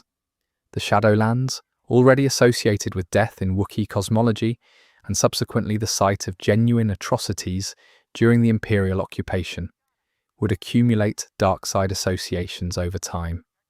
A Force-sensitive person descending into the deep forest after the Imperial era would be walking through layers of experience that included both the natural Force richness of the undisturbed ecosystem and the dark side residue of what had been done to the planet and its people. This layering of Force experiences is something the lore handles with nuance when it handles it at all. Kashyyyk is not simply a dark side planet or a light side planet. It is a planet with a complicated history, and that history is written into its Force presence just as it's written into its physical landscape. The Roshar trees that grew over the scars of Imperial logging carry the memory of what was cut down. The Shadowlands that absorb the echoes of battles and atrocities carry those echoes forward. The Force on Kashyyyk is not clean. The ancient ruins that various sources place in the deep Shadowlands are connected to this complex Force environment. Structures predating the current civilization, possibly predating organized Wookiee society entirely, in a part of the forest where the Force moves in unusual patterns. What these structures are, who built them, what they were used for, these are questions the lore raises more clearly than it answers. The suggestion is that Kashyyyk's history as a significant location predates even the Rakatan Empire. That something was happening on this planet, in the Force, long before any civilization with the capacity to build permanent structures arrived. This is speculative territory within the lore, but it's speculative territory that the lore deliberately opens. The mystery of the deep Shadowlands is left open as a question that subsequent stories could answer. In the absence of a definitive answer, the space is occupied by possibilities, each of which has interesting implications for how we understand the planet's role in galactic history. One possibility the lore points toward, particularly in some of the more obscure Legends material, is that Kashyyyk was a significant location for early Force users in the pre-Republic era. The species that would eventually become the Jedi and the Sith both drew on the Force in ways that required exposure to strong Force presences. Planets like Tython, Ossus, and Jeddah are documented as early centers of Force tradition. Kashyyyk, with its significant Force presence and its location that would have been accessible from several key star lanes, might have been among the sites visited by early Force explorers. If this was the case, then the ruins in the Shadowlands might not be purely Rakatan. They might include structures from even earlier Force traditions predating organized Jedi practice. The accumulation of layers in the deep forest, biological, technological, spiritual, becomes denser and stranger the further back you go. Kashyyyk as a palimpsest of galactic history, each era writing over the last without quite erasing it. The way the Force might interact with the Roshir network is another question the lore raises implicitly. Living beings in Star Wars generate a Force presence. Plants and animals have Force presences. A network of trees that covers an entire planet. A network that might be interconnected in ways that go beyond simple biology would generate a Force presence of unusual scale and character. The meditation traditions that Jedi use to connect to the living Force might find expression in a unique way on Kashyyyk, where the living Force was concentrated in a form unlike any other planet in the galaxy. The Wookiee descendants who have lived in this environment for thousands of generations carry this Force presence within them in a cultural sense, even if not always in a directly Force-sensitive sense. Their understanding of the forest, their ability to navigate the Shadowlands, their intuitive relationship with the ecology of their planet, all of these might be partially explained by a long-term cultural adaptation to a Force-rich environment. Not Force sensitivity in the formal Jedi sense, something older and less clearly defined. The darkness of the Shadowlands has a specific character that distinguishes it from simple danger. It is not just that things down there can kill you, it is that things down there can change you. The rite of passage involving descent is about this transformative quality. You go down as one thing. You come back as something else. The lore doesn't make this entirely metaphorical. Whatever is in the deep forest does something to the people who go there. The Force-rich environment, the darkness, the accumulated weight of everything that has lived and died there. These are real factors with real effects. The seeker who goes into the Shadowlands looking for something specific, a weapon, an answer, a lost person, is entering an environment that has its own agenda. The Force on Kashyyyk doesn't simply respond to what you bring, it responds to what you are. Characters who enter the Shadowlands already carrying darkness find it amplified. Characters who enter with clarity find something clarifying. The environment is not neutral, it is active. This is the deepest layer of Kashyyyk's identity that the lore constructs. Below the cities, below the mid-canopy, below even the Shadowlands proper, there is a quality to this planet that resists easy categorization. It is alive in a way that other planets aren't quite. It remembers in a way that other planets don't. And what it has to remember is long and complicated and not entirely over. The dark history of Kashyyyk is not just political history, an atrocity. It is also the history of a place in the Force, a place that has been shaped by everything that has happened on it, and that has in turn shaped everything that has happened there. The Wookiees didn't just survive on Kashyyyk, they were made by it, and what they were made into by the forest and by the centuries of struggle to hold that forest against everyone who wanted to take it is something that no imperial occupation and no Trandoshan hunt could fully erase. Because you can cut down some trees, you can enslave some people, You can disrupt the transmission of culture from one generation to the next, but you cannot cut down the roots, and the roots of what the Wookiees are go all the way down into the Shadowlands, into the dark, where the Force moves in ways that no one has fully mapped, and where the ancestors wait, patient and watching, for the next generation to descend and prove that the line has not been broken. It hasn't been. Not yet. Not ever. Chapter 6: The Children of the Forest. Wookiee youth, education, and the transmission of culture. There is a question that sits underneath the entire history of Kashyyyk that rarely gets asked directly, and it is this: how did a species subjected to repeated enslavement, occupation, and cultural assault across centuries manage to preserve enough of itself that when the pressure finally lifted, there was still something recognizable on the other side? The answer, in significant part, is the way Wookiees raise their children. Wookiee childhood and adolescence are not well documented in the lore in a systematic way. What exists is scattered across Clone Wars material, legends novels, and the kind of contextual detail that appears in background descriptions and supplementary guides. But when you assemble those fragments, you get a picture of an educational culture that was extraordinarily resilient, precisely because it was not centralized. It did not depend on institutions. It depended on people. The clan structure was the primary vehicle for education. A Wookiee child did not learn from a school in the formal sense. They learned from their extended family network, from the elders who carried knowledge that could not be written down, from the craftspeople who passed technique through demonstration rather than instruction, from the warriors who embedded fighting knowledge in story and practice rather than doctrine. This distributed educational model had an important consequence for its survival under pressure. You cannot shut down a school that has no building. You cannot burn a curriculum that has no text.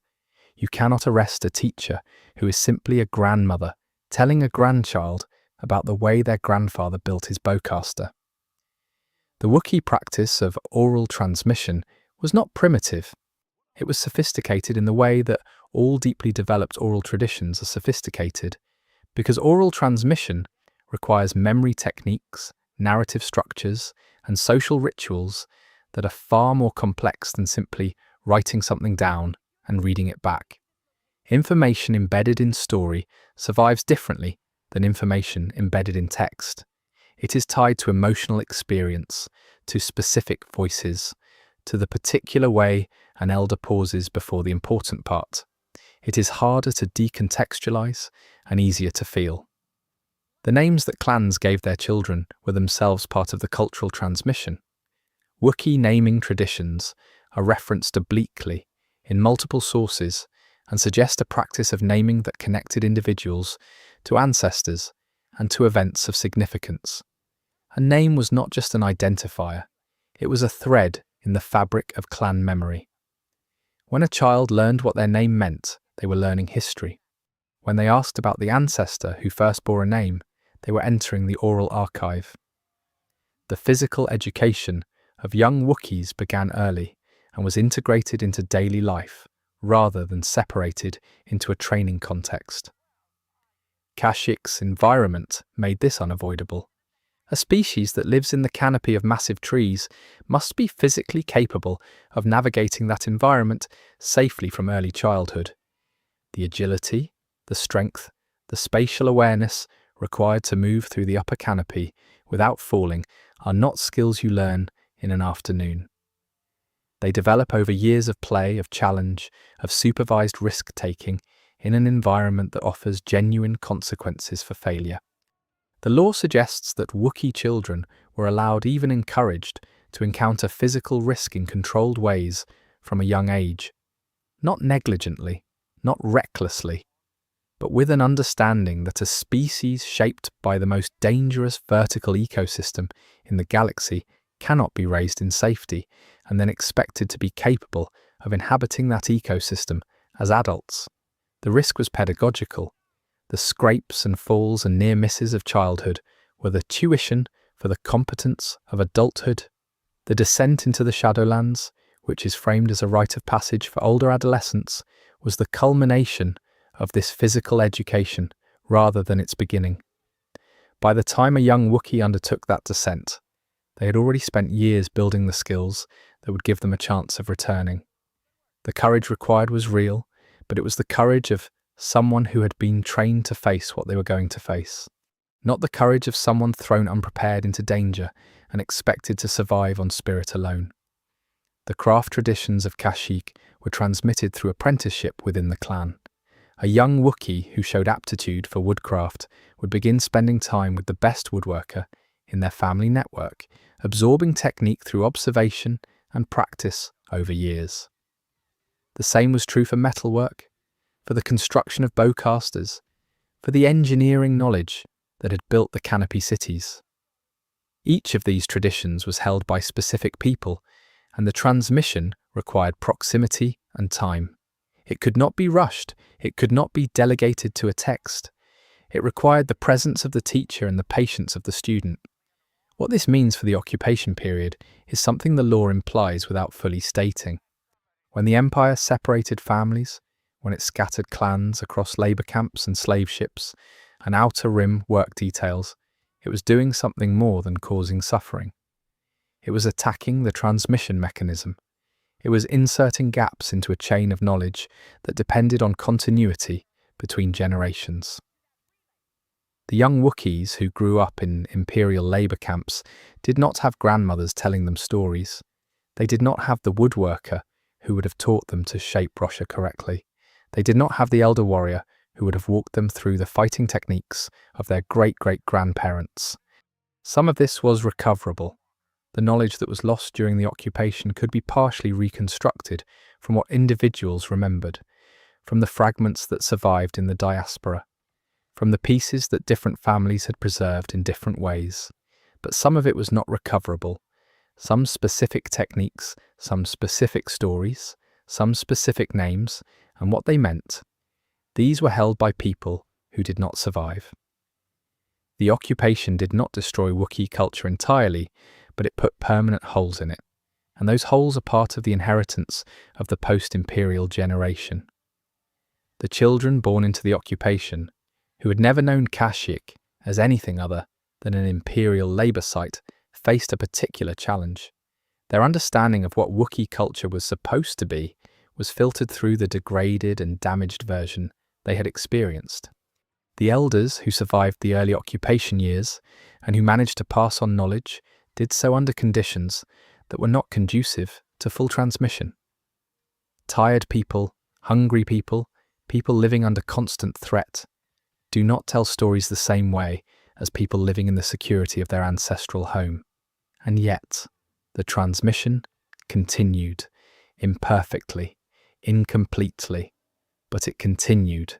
There are accounts in scattered lore of elders, in imperial labour camps, telling stories quietly, of clan traditions maintained in secret, of Wookiee parents teaching their children words in Shiriwook when they were supposed to be speaking only in terms their imperial overseers could understand. The language, which the Empire would have preferred to suppress because it represented a communication channel they couldn't monitor, was kept alive in exactly the spaces where the Empire was not looking.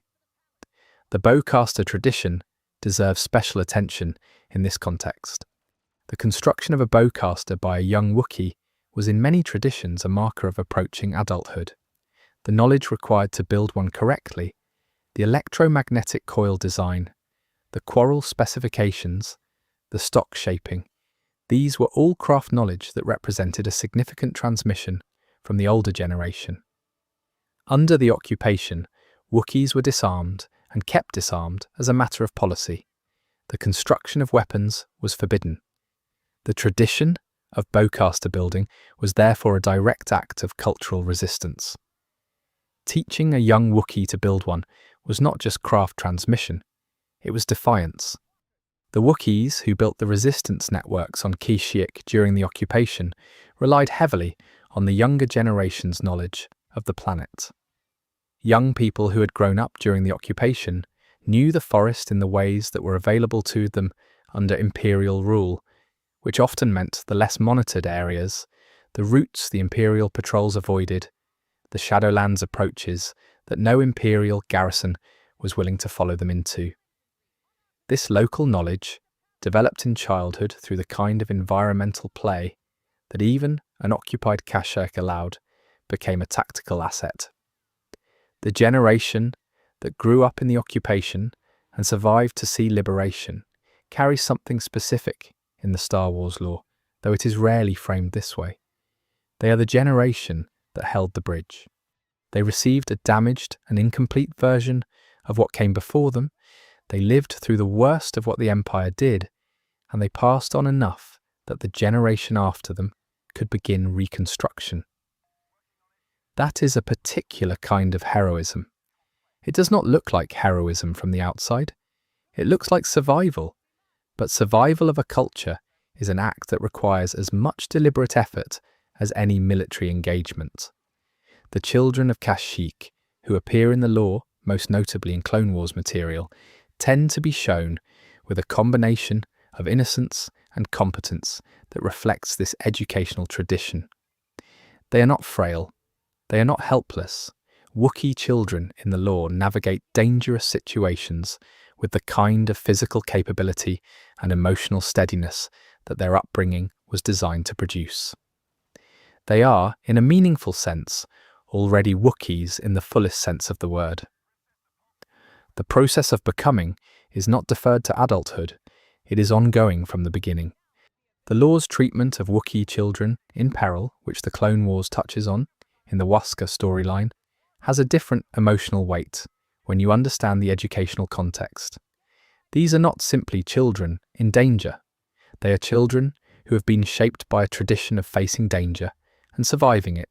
And the question the narrative asks is not whether they have the capability to respond, but whether the circumstances are ones that even their preparation has equipped them for. Usually they are. That is not luck. That is culture. The post-liberation generation, the Wookiees born after the fall of the Empire, faces the question of how to receive and continue a tradition that was interrupted and damaged. The lore does not fully trace this process, but the logic of Wookiee educational tradition suggests it would not happen through institutions. It would happen through families, through clans reassembling themselves from the diaspora, through elders sitting with young people in the canopy and beginning again the long work of transmission. The gaps in the knowledge would be there. The elders would know which stories they no longer had all the words for, but the telling would continue. Because that is what Wookiees do. The forest itself is part of this. Kashyyyk's environment is not simply a backdrop for Wookiee life. It is a participant in it. Children who grow up in the canopy, who learn to read the forest, who develop the intuitive relationship with the Roshir ecosystem that comes from daily immersion, are being educated by the planet as much as by the people around them. The forest teaches patience because it does not yield to impatience. It teaches attention because inattention has consequences. It teaches the difference between what is dangerous and what only looks dangerous, and between what is safe and what only feels safe. These are not trivial lessons. They are the foundation of everything else. A Wookiee child who has spent 10 years learning the forest is not the same person as a child who has spent 10 years in a labour camp. But a Wookiee child who has spent 10 years in a labour camp listening to their grandmother's stories about the forest is not entirely without that inheritance either. The transmission is imperfect, but it is real. And in the gap between the imperfect transmission and the direct experience lies the motivation for the long journey back home. Chapter 7. Warriors, Weapons, and the Philosophy of Wookiee Combat. The image of Wookiees in combat is one of the most consistent and compelling in Star Wars media. The vision of a Wookiee warrior in full engagement, fur bristling, bowcaster raised or arms extended for close-quarters combat, is instantly legible as something formidable. But the lore that sits beneath that image is considerably more nuanced than the image itself suggests, and understanding it changes how you read every Wookiee combat scene in the entire franchise. Begin with the physical reality. Wookiees are among the physically strongest species in the Star Wars galaxy. Their height, which typically ranges between 2 and 2.5 meters, is accompanied by muscle density and structural strength that exceeds what their size alone would suggest. Their claws are functional weapons that can tear through most materials a person might encounter in daily life. Their pain tolerance is significantly higher than most humanoid species. Their endurance, the capacity to maintain physical effort over extended periods, is exceptional. What does it mean to design a combat philosophy around this physical reality? Most species that have these advantages build combat traditions that emphasize them directly. Get close, use the strength, end things quickly. And Wookiees do this. There are accounts across the lore of Wookiees in close-quarters combat that emphasize exactly this. Tearing, grappling, the application of overwhelming physical force in a way that most opponents are simply not equipped to resist. But the bowcaster complicates this picture in an interesting way. The bowcaster is not a close-quarters weapon. It is a precision-ranged weapon with significant stopping power. The tradition of crafting your own bowcaster, of understanding its mechanics intimately, of maintaining it over years of use, suggests a combat philosophy that is not purely about brute force. It is about thoughtful engagement, about understanding the situation before committing to it, about having options. The lore's most detailed accounts of Wookiee combat philosophy come from legend sources, particularly material related to the various conflicts Kashyyyk was involved in. The picture that emerges is of a tradition that values practical effectiveness over stylistic consistency. Wookiee warriors did not, as far as the lore suggests, have a single formalized fighting system with named techniques and standardized forms in the way that some other Star Wars martial traditions have. What they had was a set of principles transmitted through practice and story, applied flexibly to whatever situation presented itself. The first of those principles, suggested by multiple sources, was environmental advantage. Wookiees fighting on Kashyyyk fought in their environment. They knew the trees better than any invader. They knew which branches would hold weight and which would not, which paths through the canopy gave cover and which left you exposed, where the light fell and where the shadows were deepest. Fighting in the canopy of a rosha tree against an opponent who doesn't know the canopy is not a fair fight, and it is not meant to be. The exploitation of environmental advantage was not considered unsporting in Wookiee martial tradition. It was considered intelligent. The second principle was collective defense. The clan structure that organized Wookiee society was also the structure that organized Wookiee military response. Defense of the clan and defense of the community were not separate from the values that governed daily life. They were the same values expressed under different conditions. A Wookiee warrior was not primarily a soldier. They were a member of a clan whose responsibilities included collective defense. This orientation produced fighters who were motivated by something more concrete and more durable than political loyalty or professional identity. They were defending their family, their specific, named, beloved family. The third principle was proportionality, at least in theory. The lore suggests that Wookiee martial culture had norms around the appropriate level of force for a given situation, though these norms were understood to have exceptions. There are accounts of Wookiee warriors who went into a state of berserk rage under specific triggering conditions, particularly the witnessing of violence against family members or the dishonoring of the clan, that effectively suspended these proportionality norms.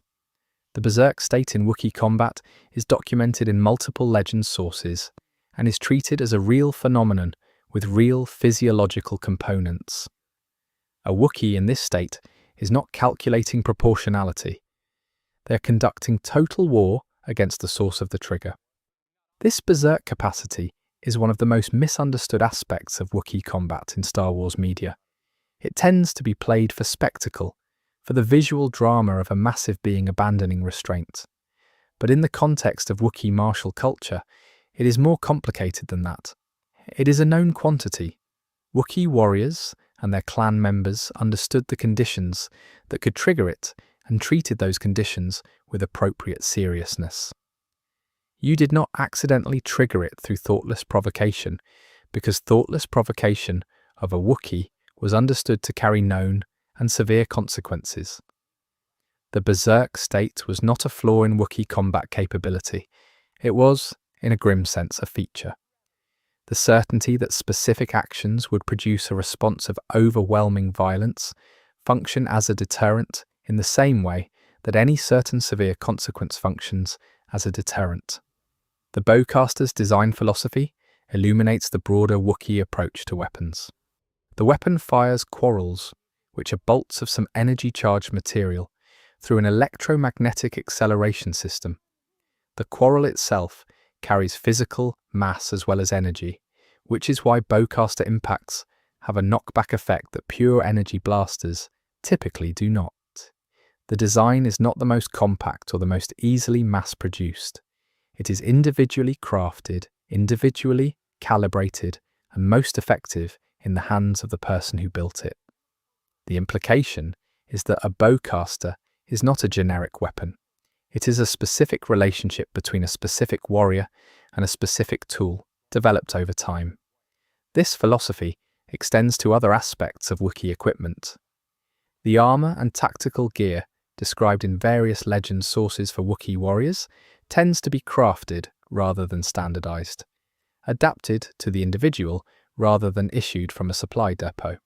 A Wookiee warrior's kit reflected their specific fighting style, their specific physical proportions, their specific operational context. This made it significantly more effective for that warrior than any standardized equivalent would have been, at the cost of being essentially non-transferable and requiring skilled maintenance. The Clone Wars gave the galaxy a detailed look at Wookiee warriors in organized military action, and the Battle of Kashyyyk sequences in both the film and the animated series show a style of warfare that incorporates the environmental advantage principle at scale. Wookiee warriors fighting from elevated positions in the canopy, from boats in the approach waters, from positions that use the physical structure of their home world as a force multiplier.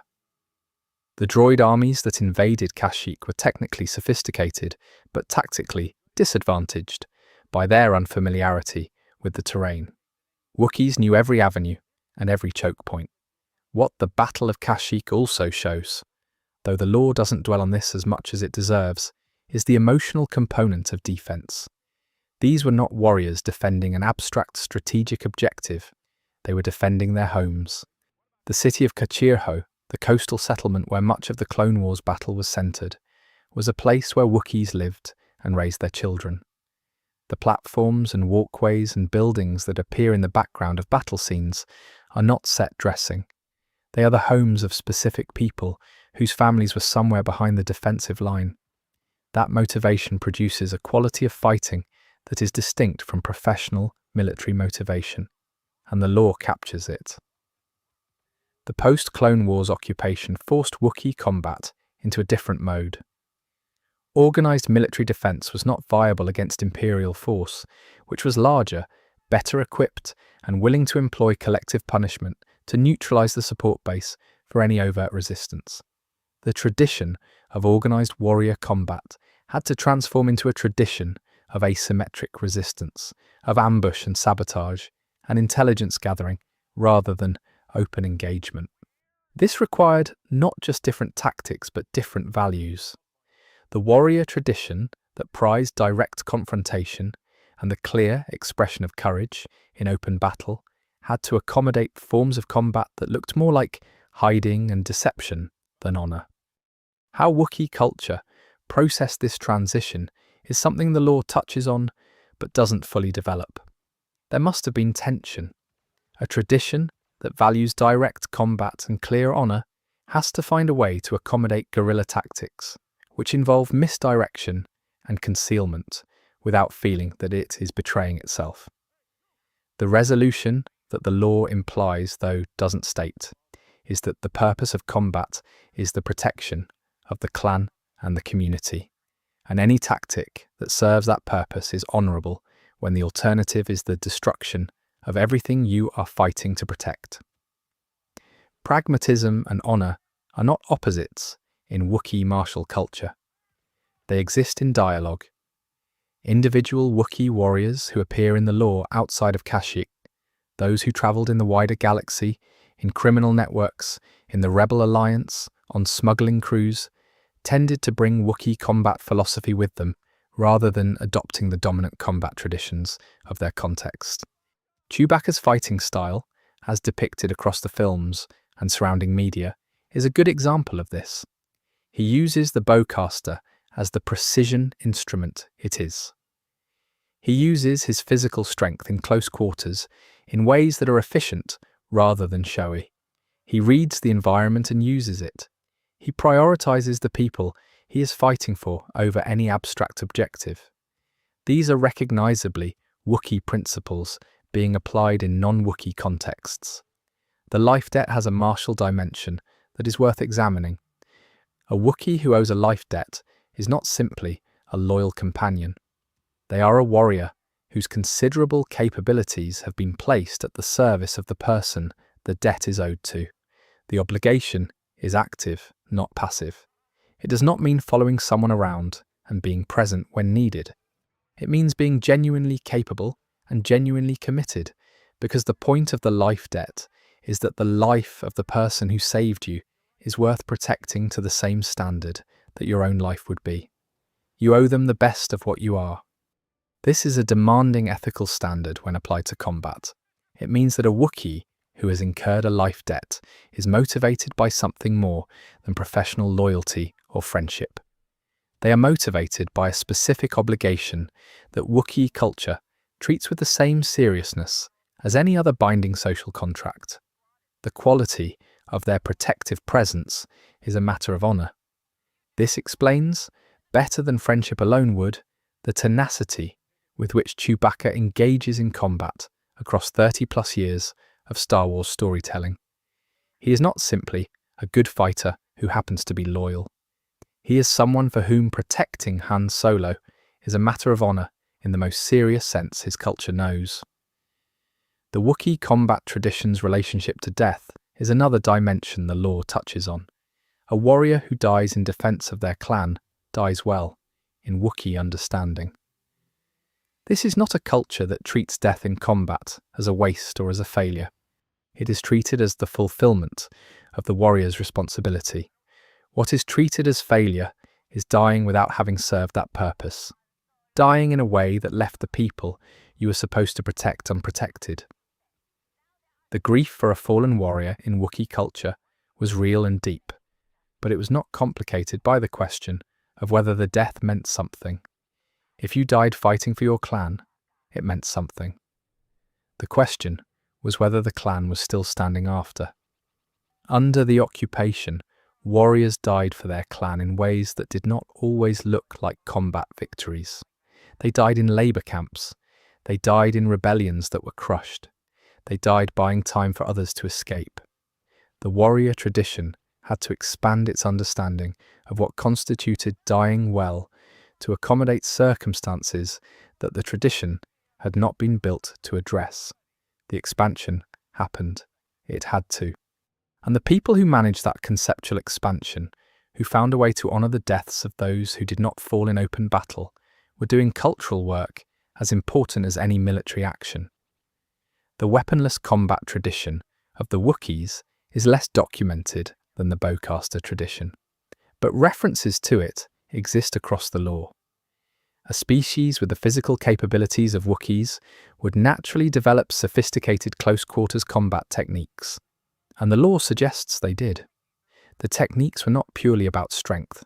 They incorporated leverage, balance, and positional awareness in ways that allowed a skilled Wookiee to be effective against opponents of varied sizes.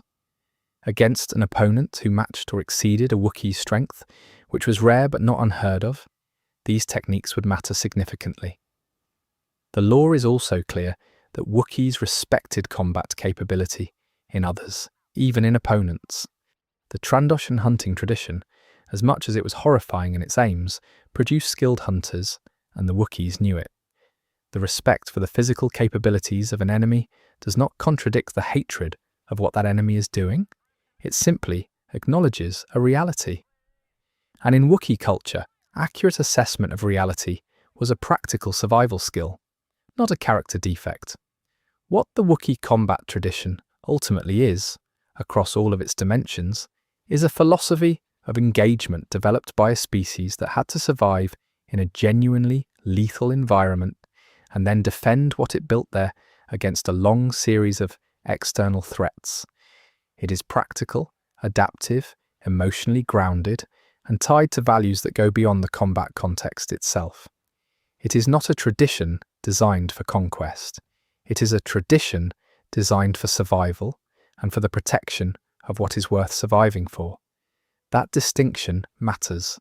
It is the difference between a martial culture and a militarist one. Wookiees are the former. They have never been the latter. And that difference, subtle as it might seem from the outside, is part of what allowed them to hold on to themselves through everything the galaxy threw at them. Chapter 8. Wookiee Women, Clan Matriarchs, and the Law's Silences. There is a significant gap in Wookiee law that deserves honest acknowledgement before being examined. The law, taken across its full breadth, is predominantly focused on male Wookiee characters: Chewbacca, Tarful, Gungi, Atichitchuk. The female Wookiees who appear in any significant capacity are considerably fewer, and the documentation of their roles within Wookiee society is thinner. This is partly a reflection of Star Wars as a franchise shaped by the representational limitations of its era, and partly something that was never fully addressed, even as the franchise developed greater self-awareness about those limitations. The gap is real, and pretending it isn't would be a disservice to both the law and the honest examination of what the law tells us. What the law does suggest, in fragments and in implications, is a picture that diverges significantly from the warrior-centered image that dominates Wookiee representation.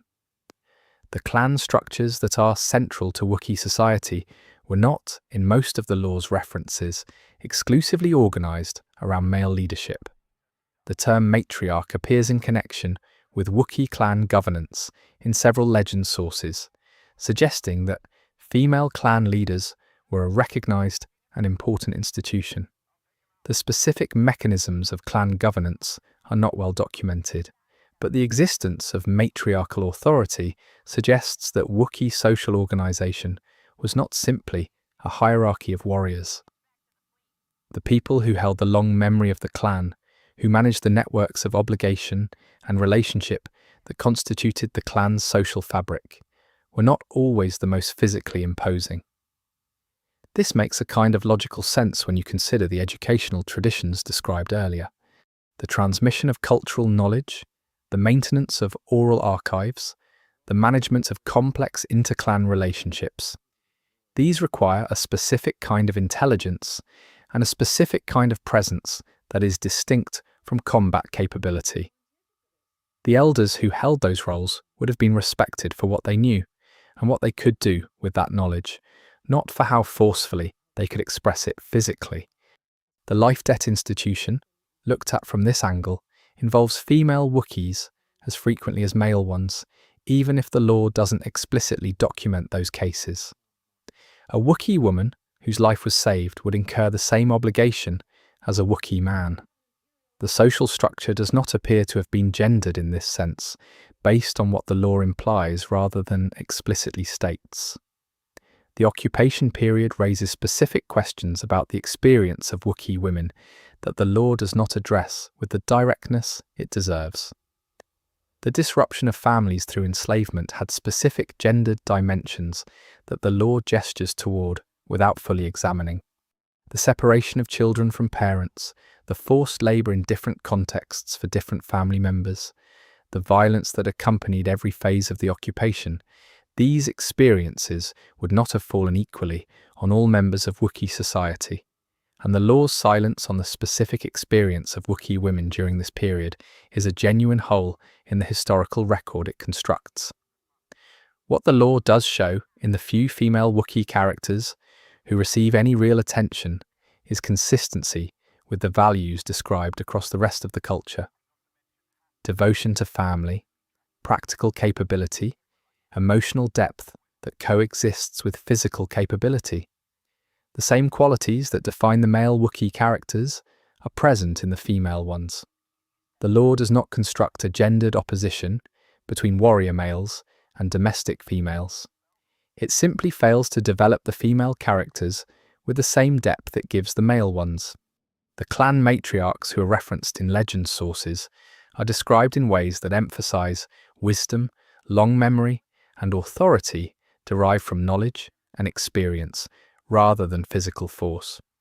They are the keepers of genealogy, of interclan obligation records, of the stories that connected living clans to their ancestors. The law places this role at a significant level of cultural importance, even when it fails to develop it with individual characters. Under the occupation, the role of the clan matriarchs would have been simultaneously more important and more dangerous. More important because the organized social structures that normally held cultural knowledge were being destroyed, which meant that the informal role of the elder, who simply remembered everything, became more critical. More dangerous because the empire, which understood that cultural continuity was a form of resistance, had reason to target the people who carried that continuity most concentratedly. There are no specific documented accounts of the empire targeting Wookiee elders in the way that some occupying powers have historically targeted cultural leaders, but the logic of what the empire was trying to achieve suggests it would have been a pattern. The female Wookiees who appear in the Rebel Alliance-era lore, though rare, tend to occupy roles that are consistent with the full range of Wookiee capability rather than a narrowed version of it. This is a small data point, but a meaningful one. The Wookiee women who got off Kashyyyk and made it into the wider galaxy did so with the same combination of physical and intellectual competence that characterized the species generally. What the law's silence on Wookiee women ultimately points to is a question about the franchise rather than about the fictional culture. The fictional culture, assembled from the fragments that exist, does not appear to have been constructed as a society that subordinated its female members. The absence of detailed documentation is a failure of storytelling, not a reflection of Wookiee society as conceived. The blank spaces in the record are places where stories exist that simply haven't been told yet. And given the richness of the lore that has been constructed around Wookiee male characters, there is no reason to believe those untold stories would be less compelling. The reconstruction of Wookiee society after the Imperial period would have relied on female clan leaders at least as heavily as on anyone else. The work of rebuilding interclan networks, of recovering the genealogical records that connected scattered families to their origins, of finding the children who had been separated from their clans and returning them to their heritage. This is the work that the matriarchal tradition was positioned to do. The post-imperial Kashyyyk that the lore gestures toward without fully depicting was built by people who held memory and relationship as their primary tools, and those people were not exclusively or even primarily warriors. The forest kept them too. The rossia trees grew over the scars the Empire left in their bark, and the Wookiee women, who had kept the names and the stories through the occupation, kept them still after liberation, passing them forward into a future that the Empire had been very certain would never come. Chapter 9: The Criminal Galaxy and the Wookiee in the Underworld. One of the dimensions of Wookiee history that gets treated as incidental rather than structural is the relationship between Wookiees and the criminal economy of the Star Wars galaxy. The lore is full of Wookiees who appear in underworld contexts, as muscle for criminal organizations, as slaves in gladiatorial or labor settings, as participants in smuggling and bounty hunting, as occasional criminal operators in their own right. The tendency is to treat these appearances as character flavor rather than as evidence of a larger pattern. But when you map them together, the pattern is significant. The presence of Wookiees in the criminal underworld is not primarily a story about Wookiees choosing crime. It is a story about what happens to a species when the legitimate economy and the political structures that are supposed to protect it fail them systematically. The pipeline from Kashyyyk to the criminal economy ran in multiple directions and was built by forces external to Wookiee culture. The most direct pipeline was the slave trade. Wookiees taken in Trandoshan raids or in imperial roundups entered a criminal economy the moment they were placed on a transport. The buyers at the other end were criminal operations, mining concerns operating outside regulatory frameworks, gladiatorial enterprises, private collectors of exotic beings.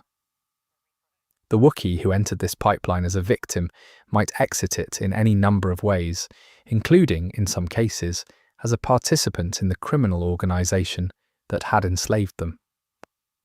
Survival in the Outer Rim criminal economy sometimes required working for the people who had no intention of letting you leave. The gladiatorial dimension is one of the darker branches of this tree. Wookiee gladiators appear in various corners of the lore, forced into arenas ranging from the relatively formal, operated by criminal syndicates with actual audiences and wagering structures, to the informal and brutal, which were simply fights to the death, organized for the entertainment of whoever had the power to arrange them. The physical capabilities that made Wookiees valuable as laborers made them even more valuable as gladiatorial entertainment. An opponent who can actually fight back, who makes the combat seem genuinely dangerous, is worth more in that market than one who simply dies quickly. The gladiatorial context put Wookiee combat capability in direct service of the systems that exploited them. The same skills that a Wookiee warrior had developed to defend their clan were being used to entertain the people who had stolen them from that clan. There is a particular cruelty in this that the lore captures in scattered moments, rather than sustained examination. The Wookiee who fights in an arena is using their most important cultural inheritance, the warrior tradition passed down through generations, in circumstances that would be unrecognizable to the ancestors who developed it. Survival in the arena could, in some cases, create enough leverage to eventually escape. The lore suggests that gladiators who survived long enough and won enough became valuable enough that their handlers sometimes provided them with greater autonomy, not out of generosity, but because a valuable asset that is completely controlled produces less return than a valuable asset that has some incentive to perform. This is the logic of any exploitation system that relies on the intrinsic capability of its victims. You need them to want to survive, because terror alone does not produce the quality of performance that makes them worth keeping. Some Wookiees who entered the criminal underworld via slavery and survived long enough accumulated enough capability, knowledge, and connection to eventually operate with some degree of independence within that world. The lore has examples of Wookiees who worked as hired muscle for criminal organizations on terms that were at least nominally voluntary, using physical capability and a reputation for reliability to carve out a niche in an economy that had initially treated them as property. This transition from slave to underworld operative is not a success story. It is a story about the limited forms of agency available to someone who has been stripped of the legitimate options that should have been available to them. A Wookiee who is working for a Hutt criminal operation because the alternative is a labor camp is not making a free choice. They are making the best available choice within a constrained set of options that should not have been constrained in the first place. The criminal economy was, for many Wookiees, simply the least terrible form of exploitation on offer. The Wookiees who appear in the lore as bounty hunters occupy a slightly different position. Bounty hunting in the Star Wars universe exists at the intersection of the legal and criminal economies, operating under licensing frameworks in some contexts and entirely outside them in others. Wookiee bounty hunters are rare but present in the lore, and their presence tends to reflect the same logic as other forms of Wookiee participation in the underworld economy. Physical capability is valuable in a context where physical threat and enforcement are central. A Wookiee bounty hunter is formidable in ways that create opportunities, even in an economy not designed with Wookiee interests in mind. The relationship between Wookiees in the underworld and Wookiee culture on Kashyyyk is a complicated one that the law treats inconsistently. Some accounts suggest that Wookiees who had spent years in the criminal economy maintained connections to their clans and their homeworld, sending resources back, gathering intelligence, occasionally facilitating the escape of enslaved family members. Others suggest that the displacement and trauma of underworld life could create a genuine rupture with the culture of origin. A generation of Wookiees who knew Kashyyyk only as a place they had been taken from and could not return to. The life debt institution functioned in the underworld context in ways that were both recognizable and distorted. A Wookiee in criminal employment might incur or be owed life debts in circumstances that had nothing to do with the clan-based social framework in which the institution developed. Life debts formed on the job, between beings who had worked together in dangerous circumstances, between people who had saved each other without any expectation of cultural obligation. These informal life debts, disconnected from the formal social structure that gave them meaning in Wookiee culture, were nevertheless real to the individuals involved. Chewbacca's trajectory through the underworld is the most detailed account in the lore of what this path looked like. He moved from being a prisoner in an Imperial work camp to being freed by Han Solo, to working in the smuggling economy on Solo's ship, to eventually becoming one of the most effective informal operatives of the Rebel Alliance.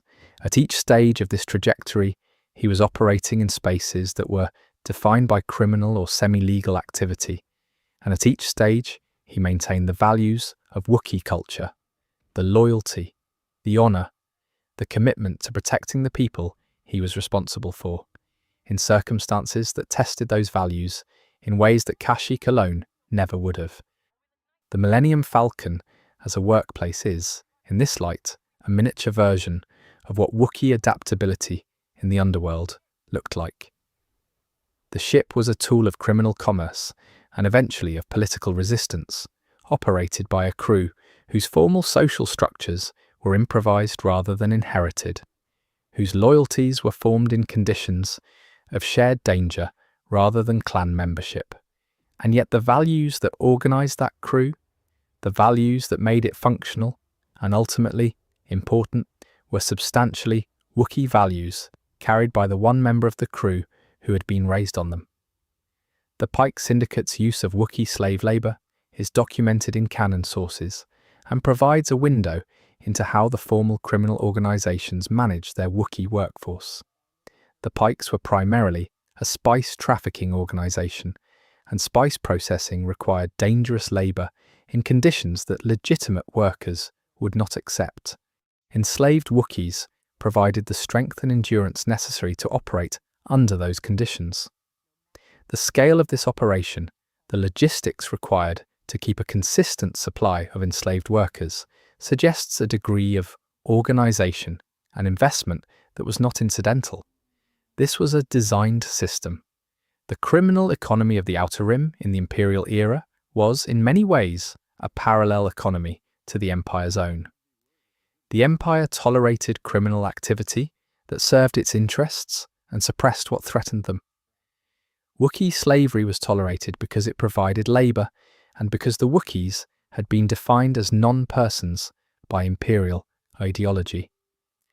The criminal organizations that traded in Wookiee slaves were doing what the Empire's own policies sanctioned, just through unofficial channels.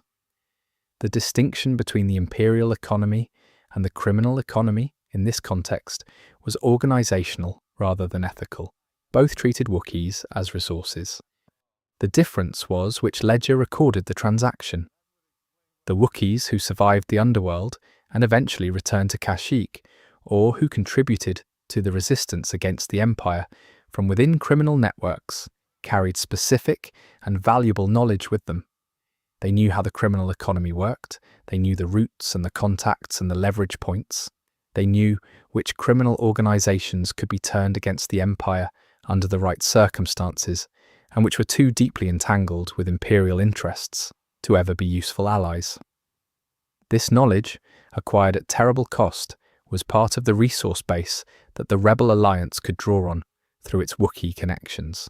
The post-imperial period posed the question of what to do with the criminal structures that had been built around the exploitation of Wookiees.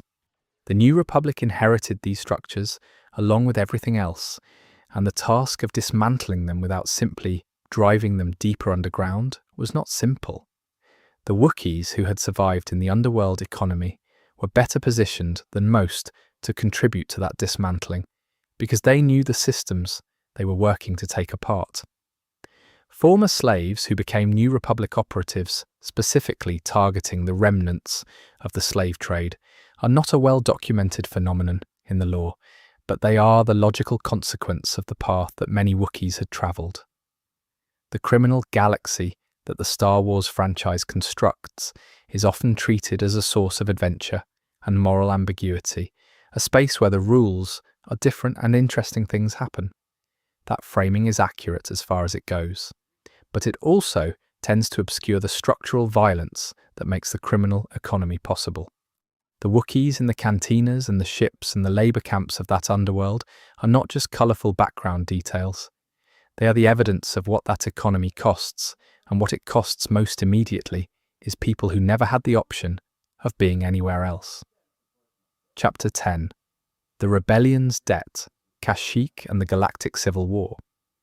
The relationship between Kashyyyk and the Rebel Alliance is one of the more complicated alliance dynamics in Star Wars lore, and it deserves examination that goes beyond the simple narrative of Wookiees as natural allies of the rebellion. They were natural allies.